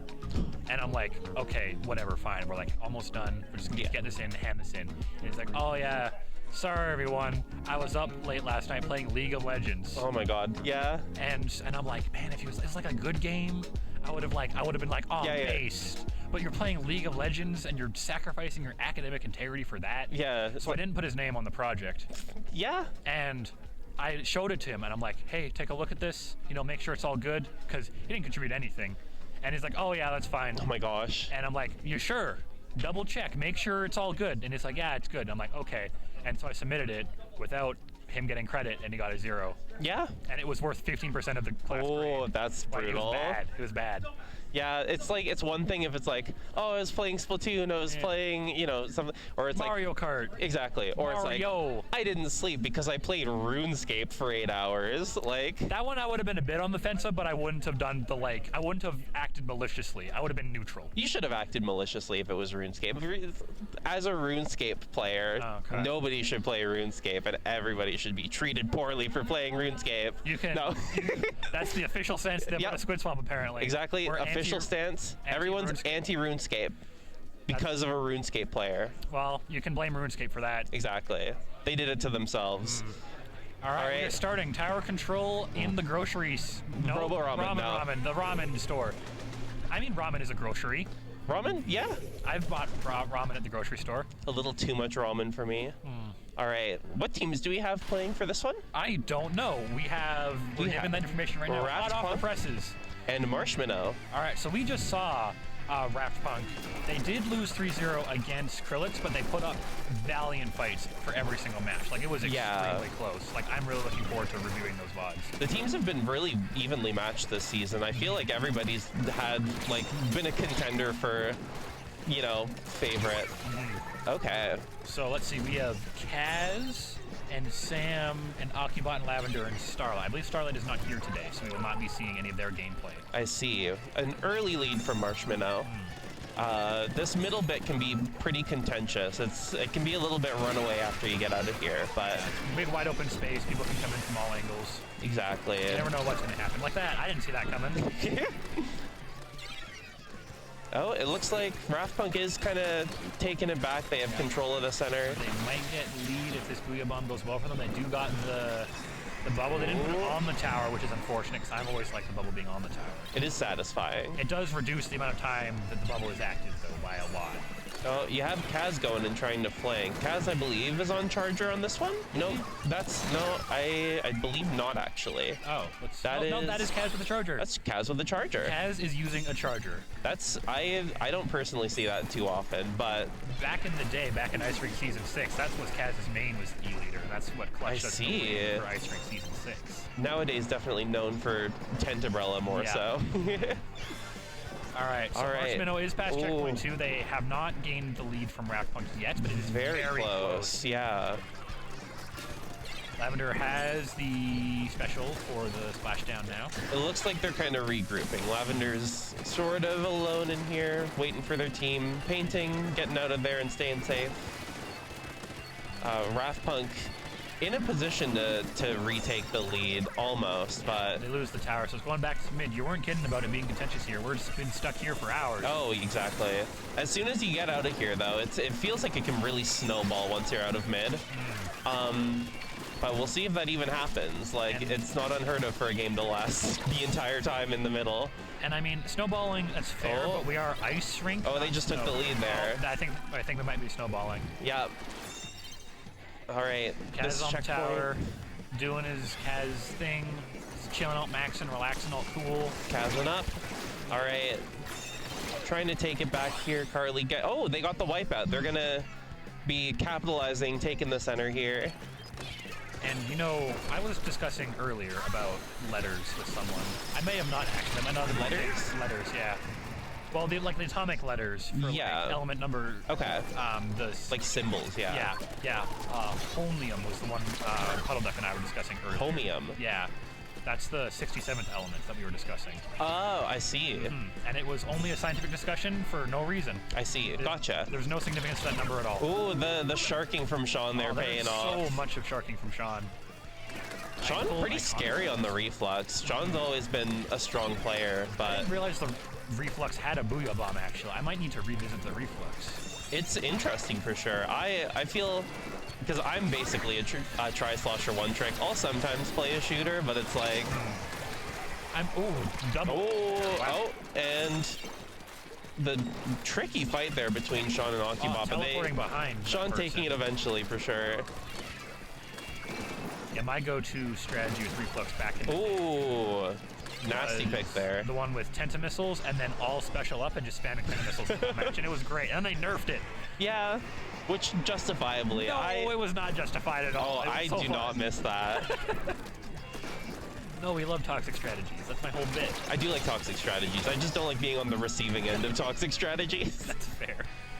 All right, Raft Punk is almost there, actually. Yeah, no, there was a bit of a rocky start for them, but they took it. They clutched the win. Crazy. So that was a match that we witnessed. Yep. And I was focused on reminiscing about my own days a little bit too much. I tried to keep it on track. Yeah, you were doing a good job with that. I enjoyed watching that game, though. It was a very good game. We saw some very good plays. Do we have a map list? Or I don't know what they're trying... Okay. Yeah. We're gonna say that it's gonna be Turf War on Salt Spray Rig. I was gonna say Salt Spray Rig's definitely a lock. I'm gonna bet a lot of money on that. On what mode? Oh, okay. We don't know the mode. Gotcha. I thought you were pointing at Urchin specifically. Yeah. Well, we can do Crab Leg, Capital, and Urchin Underpass. Well, they're gonna have to pick one. They can't play both maps at the same time. They can try, but then that would be a superposition state. Yeah. And that would cause problems. In an ice rink first, we are running 2 simultaneous 2v2s on Crab Leg, Capital, and Urchin Underpass. I mean, that isn't difficult to do. We do have 2 separate setups. That's true. I mean, you'd have to like make the layout and stuff. It would be a pain for sure. You said that like it was like this like amazing thing. Yeah, breakthrough, breaking news. It's very doable, actually. We shouldn't. Like, it's not a good idea. I don't think so. All things that are done are good ideas. That's true. Name one good idea that's occurred in the past few days. You can't do it. Yeah, I guess.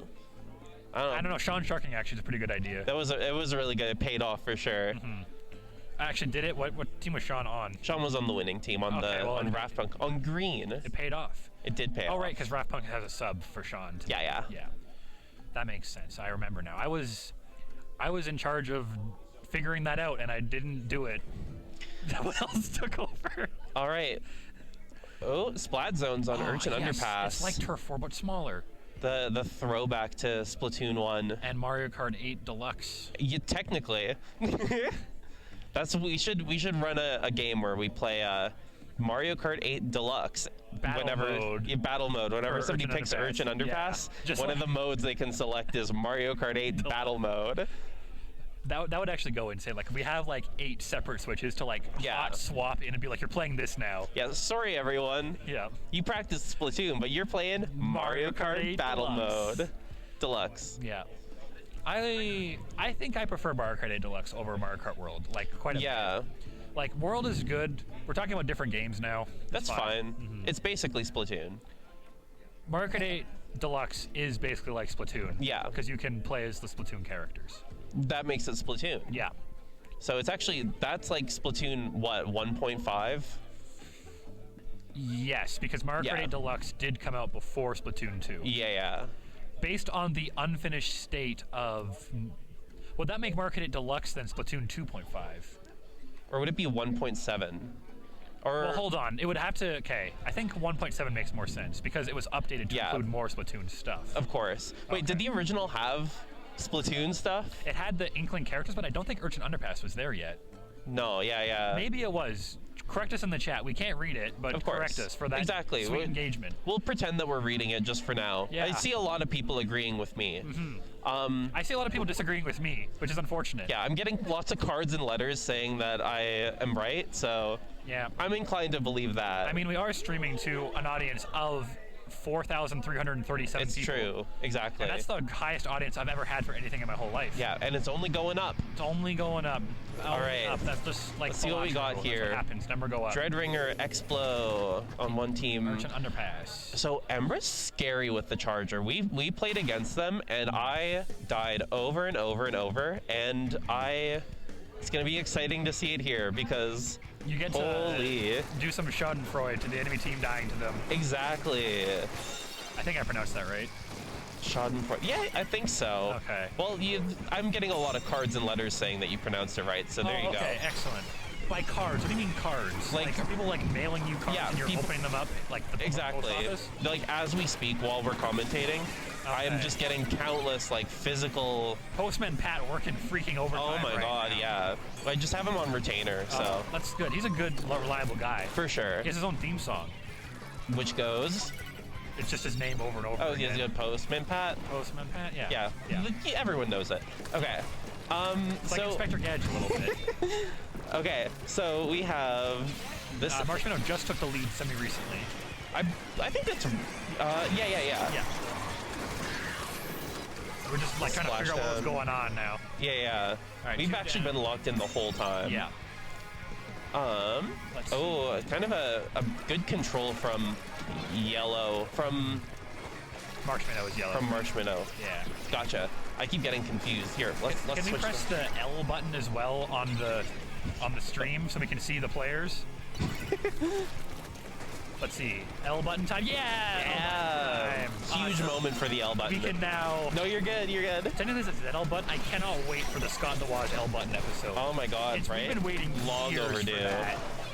Oh my goodness. All right, here we have Raft Punk making a bit of a come. Lavender Ooh. going in. Kaz on zone. They got Zenrai on stopped zone. there. It was looking promising for a second. Hearing people pop off over there. Whoa! Something just happened on our. Ooh. What is? We have like neon things happening around the outside right now. I think that's awesome. Honestly, you cannot see that on stream. Maybe you could. You might. Imagine if they didn't see that on stream. I don't think so. I think we would have gotten some things. We had like rainbows on the outside. Do some tweaks. We should get that thing like we have like effects. Like if something cool happens, we like put a stream effect on. Exactly. The old like thing that you would put in like a Call of Duty montage where it's a bunch of guns coming from the sides of the screen, like firing towards the middle. I mean, Rowan and I, when we were commentating earlier, we had a straight up anime moment, and we did like the anime like impact lines around the side. Oh, that's That was awesome. perfect. We're gonna see if when Rowan edits the body can put those in. Just get like a commentator stream deck or something that Yeah, just so has we have these buttons that we can press. terrible effects. Yeah. Just for our little amusement. All right, we have a good push here from Marshminno here. They're They're doing in the well. lead still. Yeah. Yeah. Splashdown going in. They're in control. Oh, they took out pretty much everyone there. Except for Kaz on. No, that's Embra. Embra on sniper. Oh right. Yeah. The menace. Right. Kaz is on Marshminno. Kaz is the one doing the damage. Exactly. That's a lot of damage, as the famous philosopher once said. Of course. John, lots of damage. Well, no. I don't know if I want to say him by name. He didn't pay us. I see. Okay. Yeah.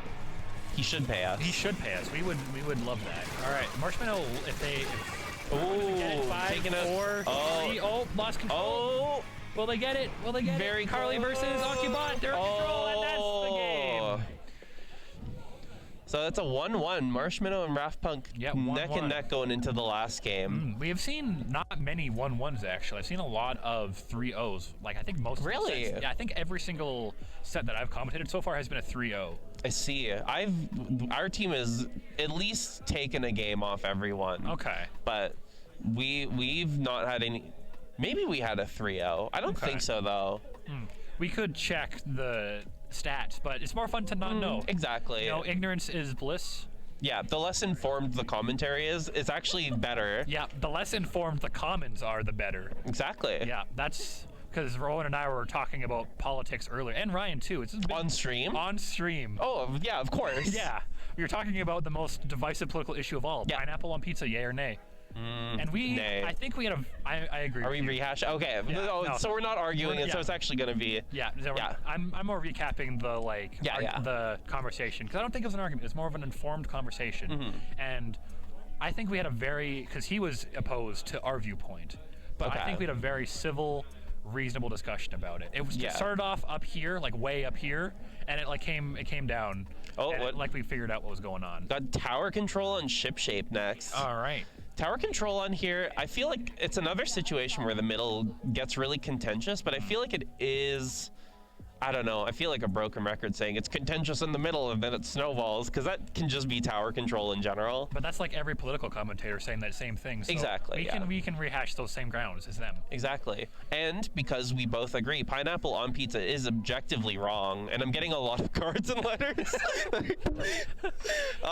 Unfortunately, you are contradicting the conclusion that Puddle Duck and I came to earlier, where it was subjective rather than objective. Yeah, but the cards and letters, they speak for themselves. Pat needs to stop delivering these. He's ruining everything. Well, I don't think he's ruining everything, because he's pretty much exclusively delivering mail that agrees with me. I mean, I agree with the mail too, but I feel like we need to have the Alberta Squid Swamp needs to be meet in the middle, and I know that's more contentious when you're in the middle, as we've discussed earlier. Yeah. But, you can't ruin people's lives. I don't know how putting pineapple on... I feel like putting pineapple on your pizza is ruining their own lives, but people should be free to do so.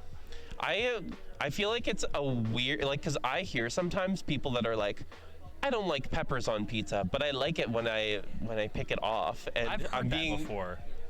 I'm getting a glare, which is good. You did quote someone, and now the person you quoted is glaring at us. But I am getting a lot of cards and letters. This bit's never gonna die. Hey, we need to actually get someone to hand us some postcards. Yeah, exactly. I think we have the postcards over there. Well, all of them are right here, and I'm actually. Oh. Well, if you grab that stack of letters over there real quick. Someone can do that. Those ones that all agree with me, right? Well, let's open them up on the stream and take a look. We can do a letter unboxing. Yeah, we have letters. Oh. Yeah, let's take a look. Here they are. Oh, okay. We just got a letter. We got a lot of letters. Thank you, Postman. Yeah. So here's the first letter. Okay. So here is in fact, it's upside down. Our Ice Rink 12 art that you can buy if you come to this LAN or the next LAN. Yeah. For only $10, I think was the price. We said. $10. Yeah, for $10 you can buy one of these cards, and we have ones with the Ice Rink logo and the name and DJ OctoBelle. It sees the OctoBelle of the ball. Breaking news: unauthorized sale by Melly. Everything you can also buy for $15. That's an anti-sale. It's actually the Alberta Squid Swamp authorizes this anti-sale. Yeah, exactly. It's an optional one, but you should take us up on that. All right, Ship Shape Cargo Co. We are here. We have more letters coming in. We have a stack of 35 at this point. This time it's 50-50. They're all predicting the outcome of this game, and it's looking real close. Yeah. Thanks, Postman Pat. All right, let's get Scott the Waz on here to press the L button. Of course. I cannot wait for the Scott the Waz L button episode. That's gonna be an event. Oh my gosh. L button will return in Scott the Waz L button. We can't talk about Scott the Waz all the time. It's a different guy. It's a different person, different content creator. So we have a good start here from Raft Punk or from Marshminno. Yeah, 88 points on the board. Okay. The umbrella from Sean. I haven't seen Sean on umbrella a lot, I don't think. Well, I don't know if you've seen Sean on much of anything. Yeah, I guess I've only played one set against him, so. Well, and also Sean is a sub for another team today. I see. Sean doesn't usually play. Yeah, I was a little confused. That makes sense. Yeah. Because Raft Punk needed a substitute today because of the weather, I think. And also one of the members of Raft Punk is in a different province. Yeah, I mean, that's a pretty justifiable reason for a sub. And I mean, it is the Alberta Squid Swamp, but we do allow our contestants to cross provinces if they desire to. Of course. We encourage them to not leave. We try to take away their mobility, but But we don't. No, we don't. We don't edit mobility. I realized what you had said. I was like, wait a minute. No. Let's agree to disagree. Oh my gosh, they already got it. Oh, wow. Huge from the team Marshminno. That won. Yeah, from the winning team. Congratulations, they're winner. Marshminno Wins, Kaz's team 1, Lavender team 1, OctoBelle's team run, Samurai's team 1. Starlight as well, but not here. Wait a minute. Starlight is in a different province, I think. Probably? Well, now I don't know what to Are you think. doxing Starlight? Saying they're in a different province? Yeah, but like now everyone knows. Oh, no, I also could be wrong. Well, that's part of you know that maybe this is the case. Ignorance is bliss. Ignorance is also good commentary. Yeah. So that was a really close set. Like Marshminno took a decisive ending. Yeah, to that last one there. Yeah, but it was close. The teams are well balanced. I feel like really this ice rink season is anyone's game.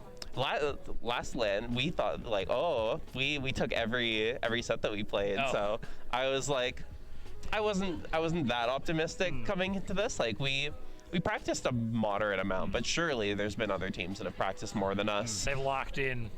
Exactly. Okay, I think I don't want to like alarm anyone. Therefore you am. But I'm like, we might, like, if people, they might be taking substances to enhance their gaming strategy, enhanced bagels. Oh, okay. I was. You were like genuinely concerned. No, I take ADHD meds. Like it's kosher, Okay.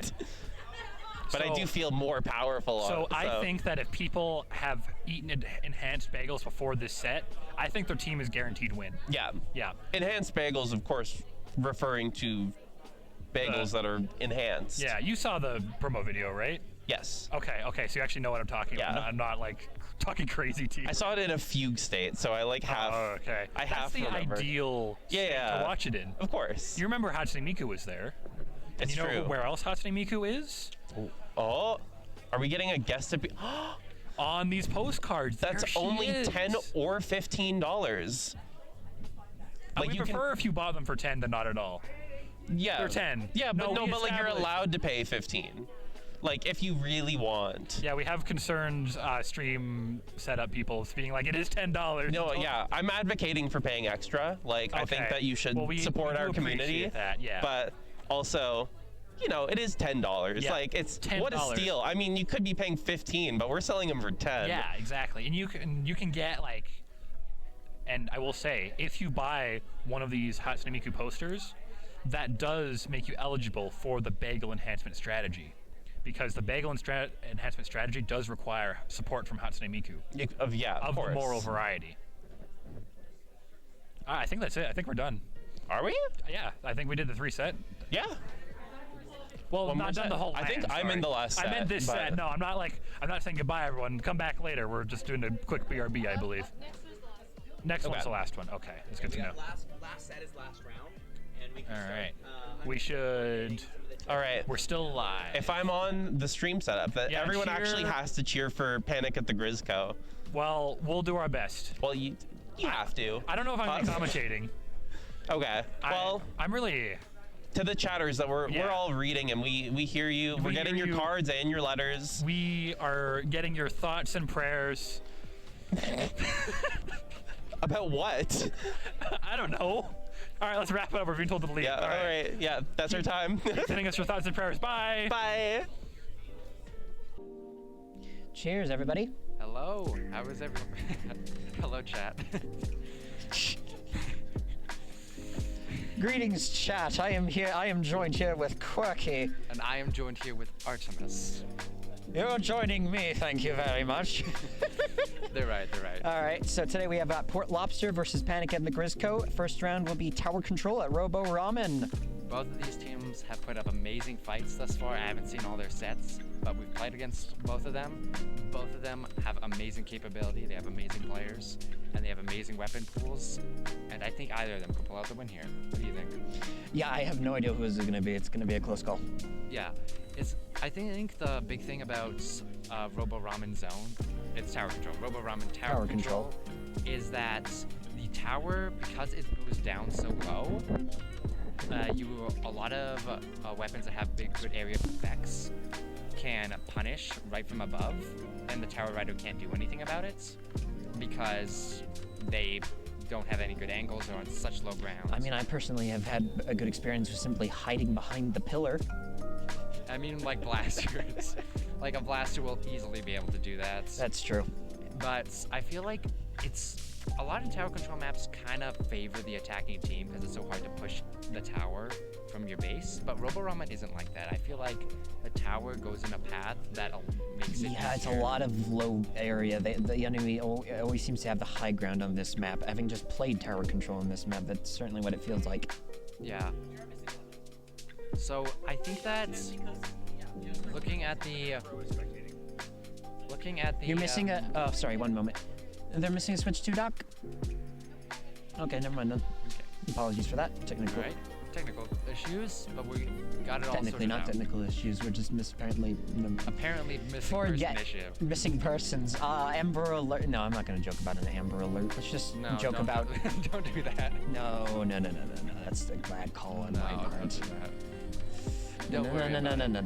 If I had $1 for every time I made a joke that I shouldn't have made, I wouldn't need a job to have money.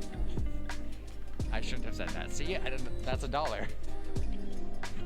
We're never gonna be allowed to commentate again. Yeah, we're never gonna be allowed to commentate again. Sorry, guys. That's the end of That's the end of today. That's the end of us. Goodbye, Chad. au revoir. But seriously. Alright, just checking the sets. They're still getting ready, it looks like. While everybody else is dismantling everything in sight. Yeah, so from what I remember about these teams, Port Lobsterson has not only one of the amazing player Control Alt Dog, who I believe is easily top 5 players in this tournament. The person who I believe is singularly the best player in this tournament, Bogos. She is amazing on the pen. I once got into a close range fight with her. I was playing decav and she tap shotted me to death. She won that fight. She should not have won. That is a skilled player right there. It's a decav versus a pencil. You're I should win. 99.999 endless nines. It should be the decavitator that wins. But if and Quirky here is really good with a decavitator. Yeah. So, wow, yeah, that is some high praise right there. It's very, very difficult to get close to her because she will either gun you down, and if she even does get close. And actually, it looks like we're starting our match right here. Oh. So we're hopefully gonna see Akira pull out that charger. Wielding. There it is. 18. But there is a thing to be mentioned about that E-liter from Spilt Milk. Go! Spilt Milk is also an amazing E-liter player, and when it comes down to the individual fights, a pen usually loses to an E-liter. But they are missing, E-liter does miss the paint that will help his teammates I can out. tell you from first-hand experience, Spilt Milk is a menace. There he is. Luna trying to create some pressure with that wave breaker. Just trying to find any sort of opening they can. Luna comes out. Situation. Trade with Object Rabbit. And we're going back to the base. Watching Sid come in. Akira's alone up on the front lines. But her team's able to help route. Sid gonna be riding the tower. It's a lot of D's on the tower.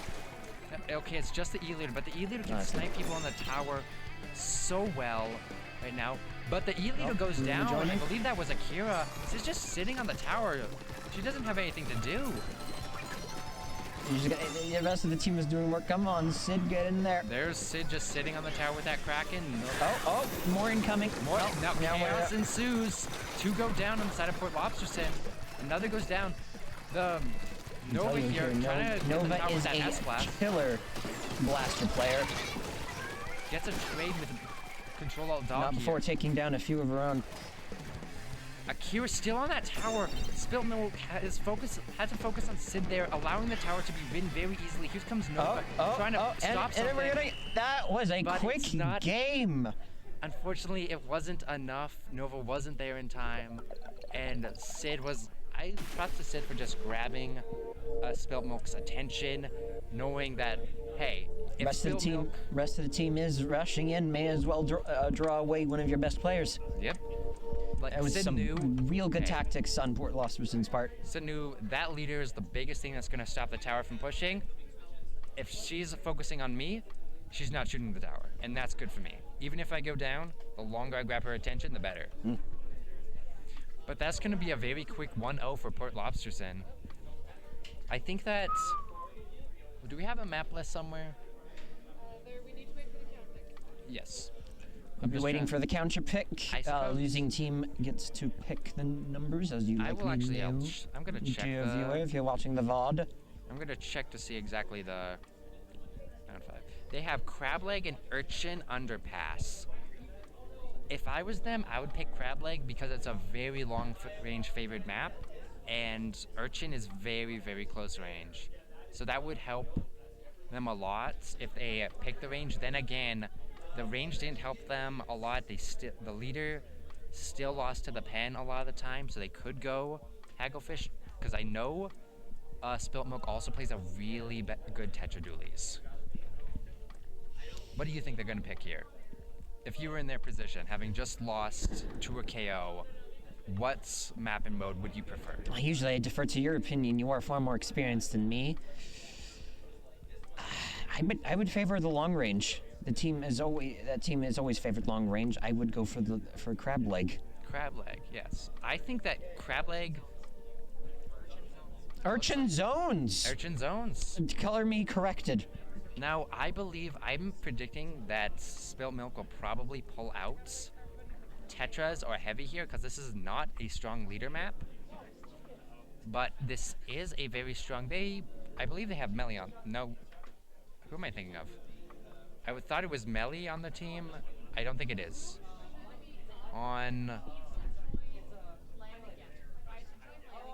I can't see from here. Okay, I know Melly is not on Port Lobsterson. Melly is on the Panic at the Grizzco. So Melly on Panic at the Grizzco. She's an amazing Tri-Slasher one-trick. That's a really good weapon for Urchin. The way the plat works out, the way the zone is shaped, she can sit anywhere and pretty much always be in a good position. I think we're missing the biggest threat here.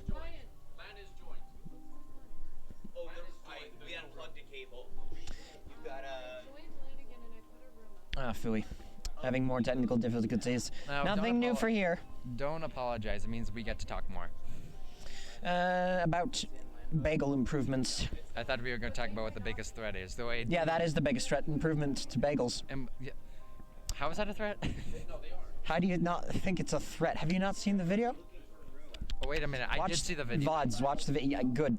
Yeah, I remember them talking about enhanced bagels. Enhanced bagels. Yeah, the bagels with the sugary stuff on it. The glazed I love chocolate. bagels. My personal favorite is the everything bagel toasted with cream cheese. That's my my favorite is the everything bagel toasted with hazelnut spread. That is a very solid choice. It's like Nutella or Kraft's hazelnut butter. I'm weird. I like taking garlic naan and also putting Nutella on it. I don't know why, but it just works for me. I have weird taste buds, okay? I have weird taste buds. My brother has weird taste buds. He put peanut butter on Kraft Dinner. He also put cinnamon on eggs. And it didn't. The thing is, the cinnamon on the eggs. Didn't change the taste of the eggs. It just turned the eggs gray. They still tasted the exact same. That's too far, even for me. Yeah, if anyone can see a room or make a room. Peanut butter on Kraft Dinner. He usually puts mustard on it, which is a bit more acceptable, but yeah, mustard. Okay, mustard makes sense. You're putting ketchup on Kraft Dinner. Maybe sometimes you'll put mustard. Hi, congratulations to Team Krillex for being the first seed today. Oh, thank you. Well, aren't we tied for? Not anymore. No, we lost. Oh, wait, who lost? So Panic at the Grizzco, if they had prevailed this set, they would have taken the first seed. It would have been tied on sets. It would have been tied on games. It would have been the tiebreaker would have been head to head, and Panic at the Grizzco beat 3-0. Okay, yeah, because they beat us. Is 9 and 6. So you have the edge in the games. For the first seed. Yes. Well, even if we were second, we still get to advance. This just in, Krillex about to take home everything. From the neighbor's dog to the neighbor's aunt. I will annihilate all of our foes. This is my third Ice Rink season. I don't think I've ever actually been top seed. I remember with Finterstellar, we were second seed. No, we were actually, weirdly, we were last seed because they used the first LANs for season. Oh yeah, the first LAN we were, because we had a lot of people missing for that first LAN. I'm not sure why it was used for seeding, but we were put into last seed for that, I believe. But from the second LAN, logically, we were second seed. And then for when we were on, what was it again? Fries Krispies. It was Fries Krispies last season. Fries Krispies, squares, bars. We were, I think we were actually last seed. I think we lost every set LAN too. Oh yeah, that wasn't a great But we got fourth day. place overall. We got fourth place overall. I blame my brother for that. Of course you do. Always blame your brother. You always blame your sibling. And then this is the first time I've ever been top seed. So we automatically get an advance to semifinals. But enough talking about us. We should be talking about Luigi's Mansion on a DualSense controller. I was gonna say Splatoon, but no. Sure. Why would we be talking about Splatoon? Don't be ridiculous. Okay, but I genuinely think about it. Imagine the resistance of the adaptive triggers as you suck in a ghost. And Quirky had an idea a few days back about sucking in a ghost and then firing it back at another group. Yes, like an explosion radius that would deal damage to the other ghosts in the area. Stun them, no need for your flashlight. Essentially like a blaster from Splatoon, but kind of infinite range because it'll just explode on impact. So it's just a projectile? Yes. It's just an explosive projectile? Yeah, like a rocket launcher. Pretty much. Exactly. Pretty much. You suck in a ghost and you rocket launch it. Maybe it would be a specific type of ghost, too. Maybe different kinds of ghosts could have different effects. Oh, that's actually good. I know, like a fire ghost could obviously do flames, a water ghost, ice ghost. Maybe we should go to Vancouver and apply to work at Next Level Games. I'd be down. It's Vancouver, so it's expensive, but you know what? If we keep spitting out these gold ideas, surely there's someone who's gonna be like, yeah, we should hire this guy. I want to go back to the dual stick controls. I don't know. Have you played Luigi's Mansion with horizontal aiming only, where you have to aim up and down with the gyro, but you get the full 360 degrees of the analog stick to tilt? I believe. Isn't it so nice? I mean, honestly, it never really mattered to me. I think I preferred the gyro ones, personally, but I really didn't find much of a difference. Perhaps it could be like a Super Metroid where the shoulder buttons... No, but the shoulder buttons always have something else going for them. Speaking of Metroid, how long is it until Metroid Prime 4 releases? 4 days. 4 days? 4 days until Metroid Prime 4, Nintendo Switch 2 Edition, and Nintendo Switch 1 Edition release. And I am so excited. That means I have 4 days to beat Donkey Kong Bonanza finally, because I cannot start a new single-player game without finishing the one I'm currently working on. That's never stopped me. I'm currently on, like, Ghost Runner, Donkey Kong Bonanza... Doom the Dark Ages got recently verified for Steam Deck, so I've been all over that one. Makes sense. And I'm definitely not anti-Hyrule Warriors Age of Imprisonment. Because I play so much Splatoon, I feel I don't have the time. I started having to like put specific days of the week off while like I'm not playing online. I'm specifically playing single player games. I've got to get this done. The Splatoon tism is strong with this one. Sometimes it's okay. We'll get you through this. We'll get together a 13-step program. A 13-step program. Normally they're 12 steps, but we're gonna have to have 13 for reasons. Step 1. Cancel my online subscription. But you're subscribed. For last I checked, I'm subscribing onto that for the Nintendo games. Honestly, for the classic stuff. Honestly, I kind of expect Nintendo to axe out the online paywall and just make it Nintendo Classics as a subscription, or even perhaps rebrand it as sort of something else entirely, since it has so many other features. My guess is just expansion pack. Yeah, I mean, yeah, I think that'd be a good idea, honestly. I mean, like, for me, like, I believe for, like, single-player games, I still want to beat Echoes of Wisdom for Legend of Zelda. Oh, I still need to beat that, too. I want to beat Pokemon Scarlet. I don't have that one. But I heard it's buggy. I decided to drop Mario and Luigi Brothership. Apparently it's been much better lately. Oh, I still need to beat Mario and Luigi Brothership. I've been loving it. My sister's been loving it. She's beaten it like 3 or 4 times already. It's like a very long game too. That's dedication. I believe it's 45 hours. Yeah, it's a long game. I've heard that some people have problems with the opening. Yeah, it is quite slow for the first few hours, which, for how long that first few hours can feel, is definitely not a point for the game. Nor can I excuse it. But god damn, does it bring everything to bear for those last 20. Mwah. Yeah, I'm currently, I believe, around 3/4 through the game. I think I'm about only halfway. I should boot it up. I got too. See what I mean? I've got too many games to play. So here's what you need to do. You need to set a set each day of the week for each different game. But anyway, we're going to the game. We're going to Splatoon. We're back in Splatoon for some reason. We could be talking about Luigi's Mansion. Oh well. Akira going to the Frozen Pro. That's actually a weapon Urchin I see Underpass, Splat Zones. The Frozen Pro is a weapon I see a lot of anchors swap to on this. It has long range. It's able to utilize this. It has a very strong hit with that Splat Bomb and the Tenta missiles. And it's going to be Port Lobsterson taking the first. Spilled milk with a gal. Yes, that's another weapon that is a lot of anchors swap to because it has cooler. It's a mid-range weapon.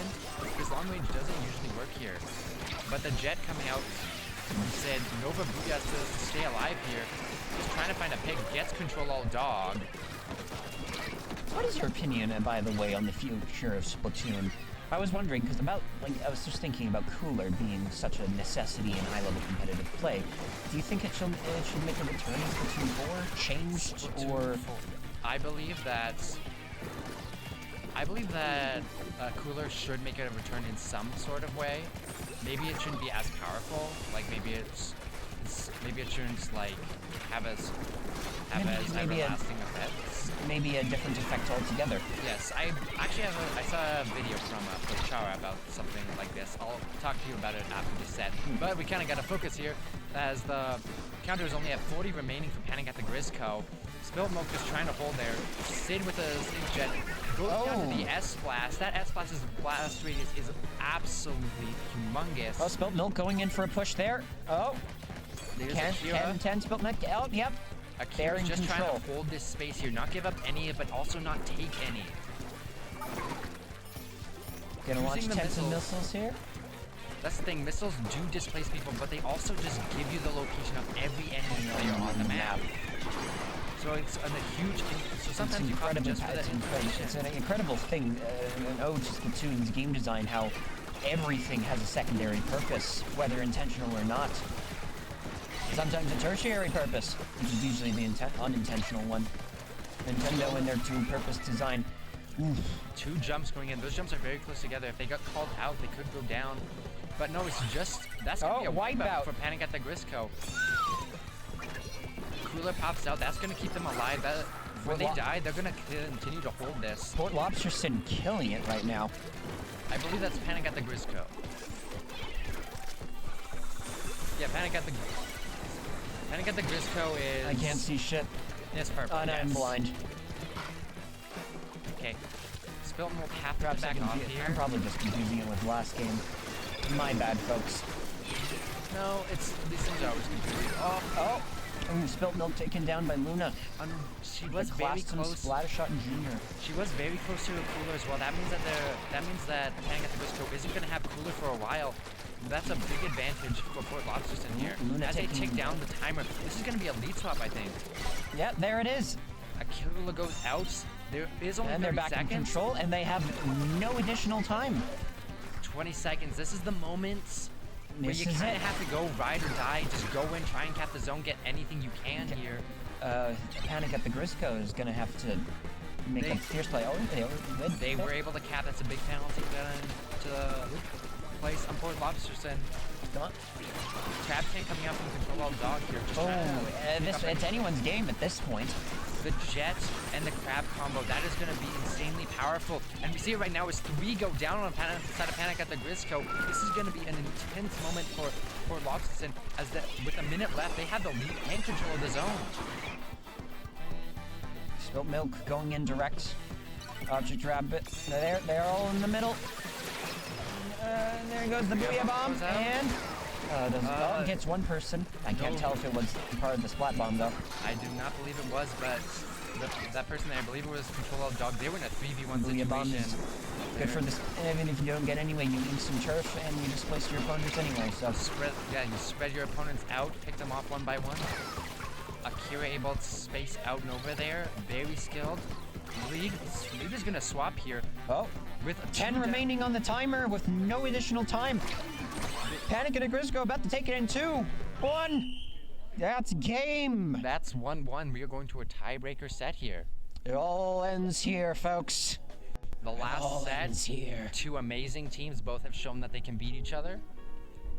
I believe that these teams, this might be one of the most, I haven't watched all the stream sets, but this is a very interesting set. I think, depending on the next map, I'm going to give it to Port Lobsterson for the next game. That's my prediction, at least, given how thoroughly they won the first game, yet how close the last game was. Yes, I believe Port Lobsterson gets the pick right now. Port Lobsterson, which gives them a massive advantage, given their my previously stated notes. So, but then again, I wasn't completely wrong about what map they would pick after the first game. So, don't take my word for it. Yeah, you can never really know. Sometimes a choice can seem obvious for a counter pick, but sometimes a team will kind of flip the script on their opponents and be like, hey, we're gonna pick something that you don't expect to just trying to throw you off, just play mind games with you. Psychological warfare. Anyway, as I was saying, when I saw this video, I believe from ProChar, where he mentions that a lot of the Splatoon maps have a built-in like vending machine, and there should be those vending machines should be automatic areas where you can get like cooler, but for like smaller effects. Ooh, that could be interesting though. Control over that point being essential in every mode of the game. Control over that point. If your team has control over that area, your team will be able to grab cooler from there. That is actually such a good idea. It would involve the teams maybe having to spread out more in order to grab cooler, instead of cooler being able to be placed anywhere on the map. There's a worry though that the cooler would become the center of attention, so... I mean the objective, because the objective wins. The objective wins, so it probably balance itself out. I think only one per map would be best. Somewhere on the edge near the middle. I think it would actually be better to put it more in the back towards the base to help with a team's retakes. That way if a team is losing, they can grab cooler, whereas the other team would have to go all the way back to their base and grab cooler, therefore giving up the space they've already taken. Oh, okay. I think there should. Good points. I think there should not be more than 2 per team. I'm thinking only 1 per team. 1 per team is a good idea, but on very, very big maps, maybe max a second. 2, maybe a second one. Maybe there's 1 in the middle, and 1 on each space. And 1 right in the center. That could actually make for a fun mode, though. Where control the vending machine. He who controls the vending machine controls the world. Yes, it reminds me of the Rainmaker Test Fire Challenge. Whoever grabbed the Rainmaker automatically got cooler effects. Same with that mode. If you control the vending machine, you automatically get cooler effects. What was with that test fire? Yeah, it was very powerful. I do like how they changed the Rainmaker timer to only be 30 seconds and occurred just more pushing and less stalling. The name test fire implicates that they're going to be making it a default, that they're planning on changing regular. I think the test fire thing was that the description was Sheldon modded a Rainmaker and he wanted to test it out. But I think that's going to be, I think that would be the... Third and final match is starting now with Ship Show Carvagose and Splat Zones. I did not pronounce that name. Double pen coming out. 4 backlines I'm counting. A Jet Squelcher, a Wellstring, and 2 pens. Now this is going to be an interesting match, folks. I feel very bad for Spilt Milk here. 1 leader against 4 backliners. Doesn't matter how good the leader is, that's going to be a struggle. Here we are with Ray. Is that how you pronounce it, Ray? I'm going to pronounce it Ray. If it isn't Ray, we're so sorry. Okay, 2 go down. That's the problem with 4 backliners, is if you go down like that, just like that. Instant wipeout. Panic at the Grizzco, easily able to do this. It's another thing, it's so hard to retake on this map. The enemy team has such a high ground. Pens. 4 pens would be insane paints. That would be funny. That would have been funny. Crab Tank coming out, but with this map, the team holding has the high ground, and Akira, you're gonna have to force it back up there. Port Lobsterson Ray applying the pressure on that backliner there. The hammer comes out. And comes out. Ooh, instantly taken out by that reef slider. Very smart move there. taking it from the high ground. Very clever. This is probably one of my favorite maps in the entire game, actually. I actually like this map a lot. But it looks like this could be snowballing. I think that's gonna be it. That's gonna be wipe. That's another wipe. And we got 5 seconds left on the counter. Panic at the Grizzco takes it. 2-1. Look at me. I have no idea what I'm talking about. Port Lobster was destroyed. I apologize for that. Panic at the Grizzco gave us the show, and they made it out of Port Lobsterson. We're having lobster tonight. Port Lobster is, at least. We're having scraps. Port Lobsterson decided. I don't see any celebration over there. I mean, it was the last set. Panic at the Grizzco takes the set. I wonder what motivated that decision to go with so many backliners. I think it's a very long-range map. I believe either they didn't.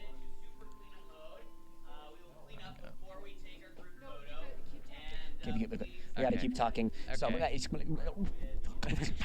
So the 4 backlines, because it's so easy to hold on this map, I think their plan was to get the zone, paint up the middle area, get a good hold, force them back, and then just use their range to hold. But it kind of fell short when they went down, because when the backliners got rushed and they all went down with that wipeout, they didn't have anything that could easily fight the other frontliners.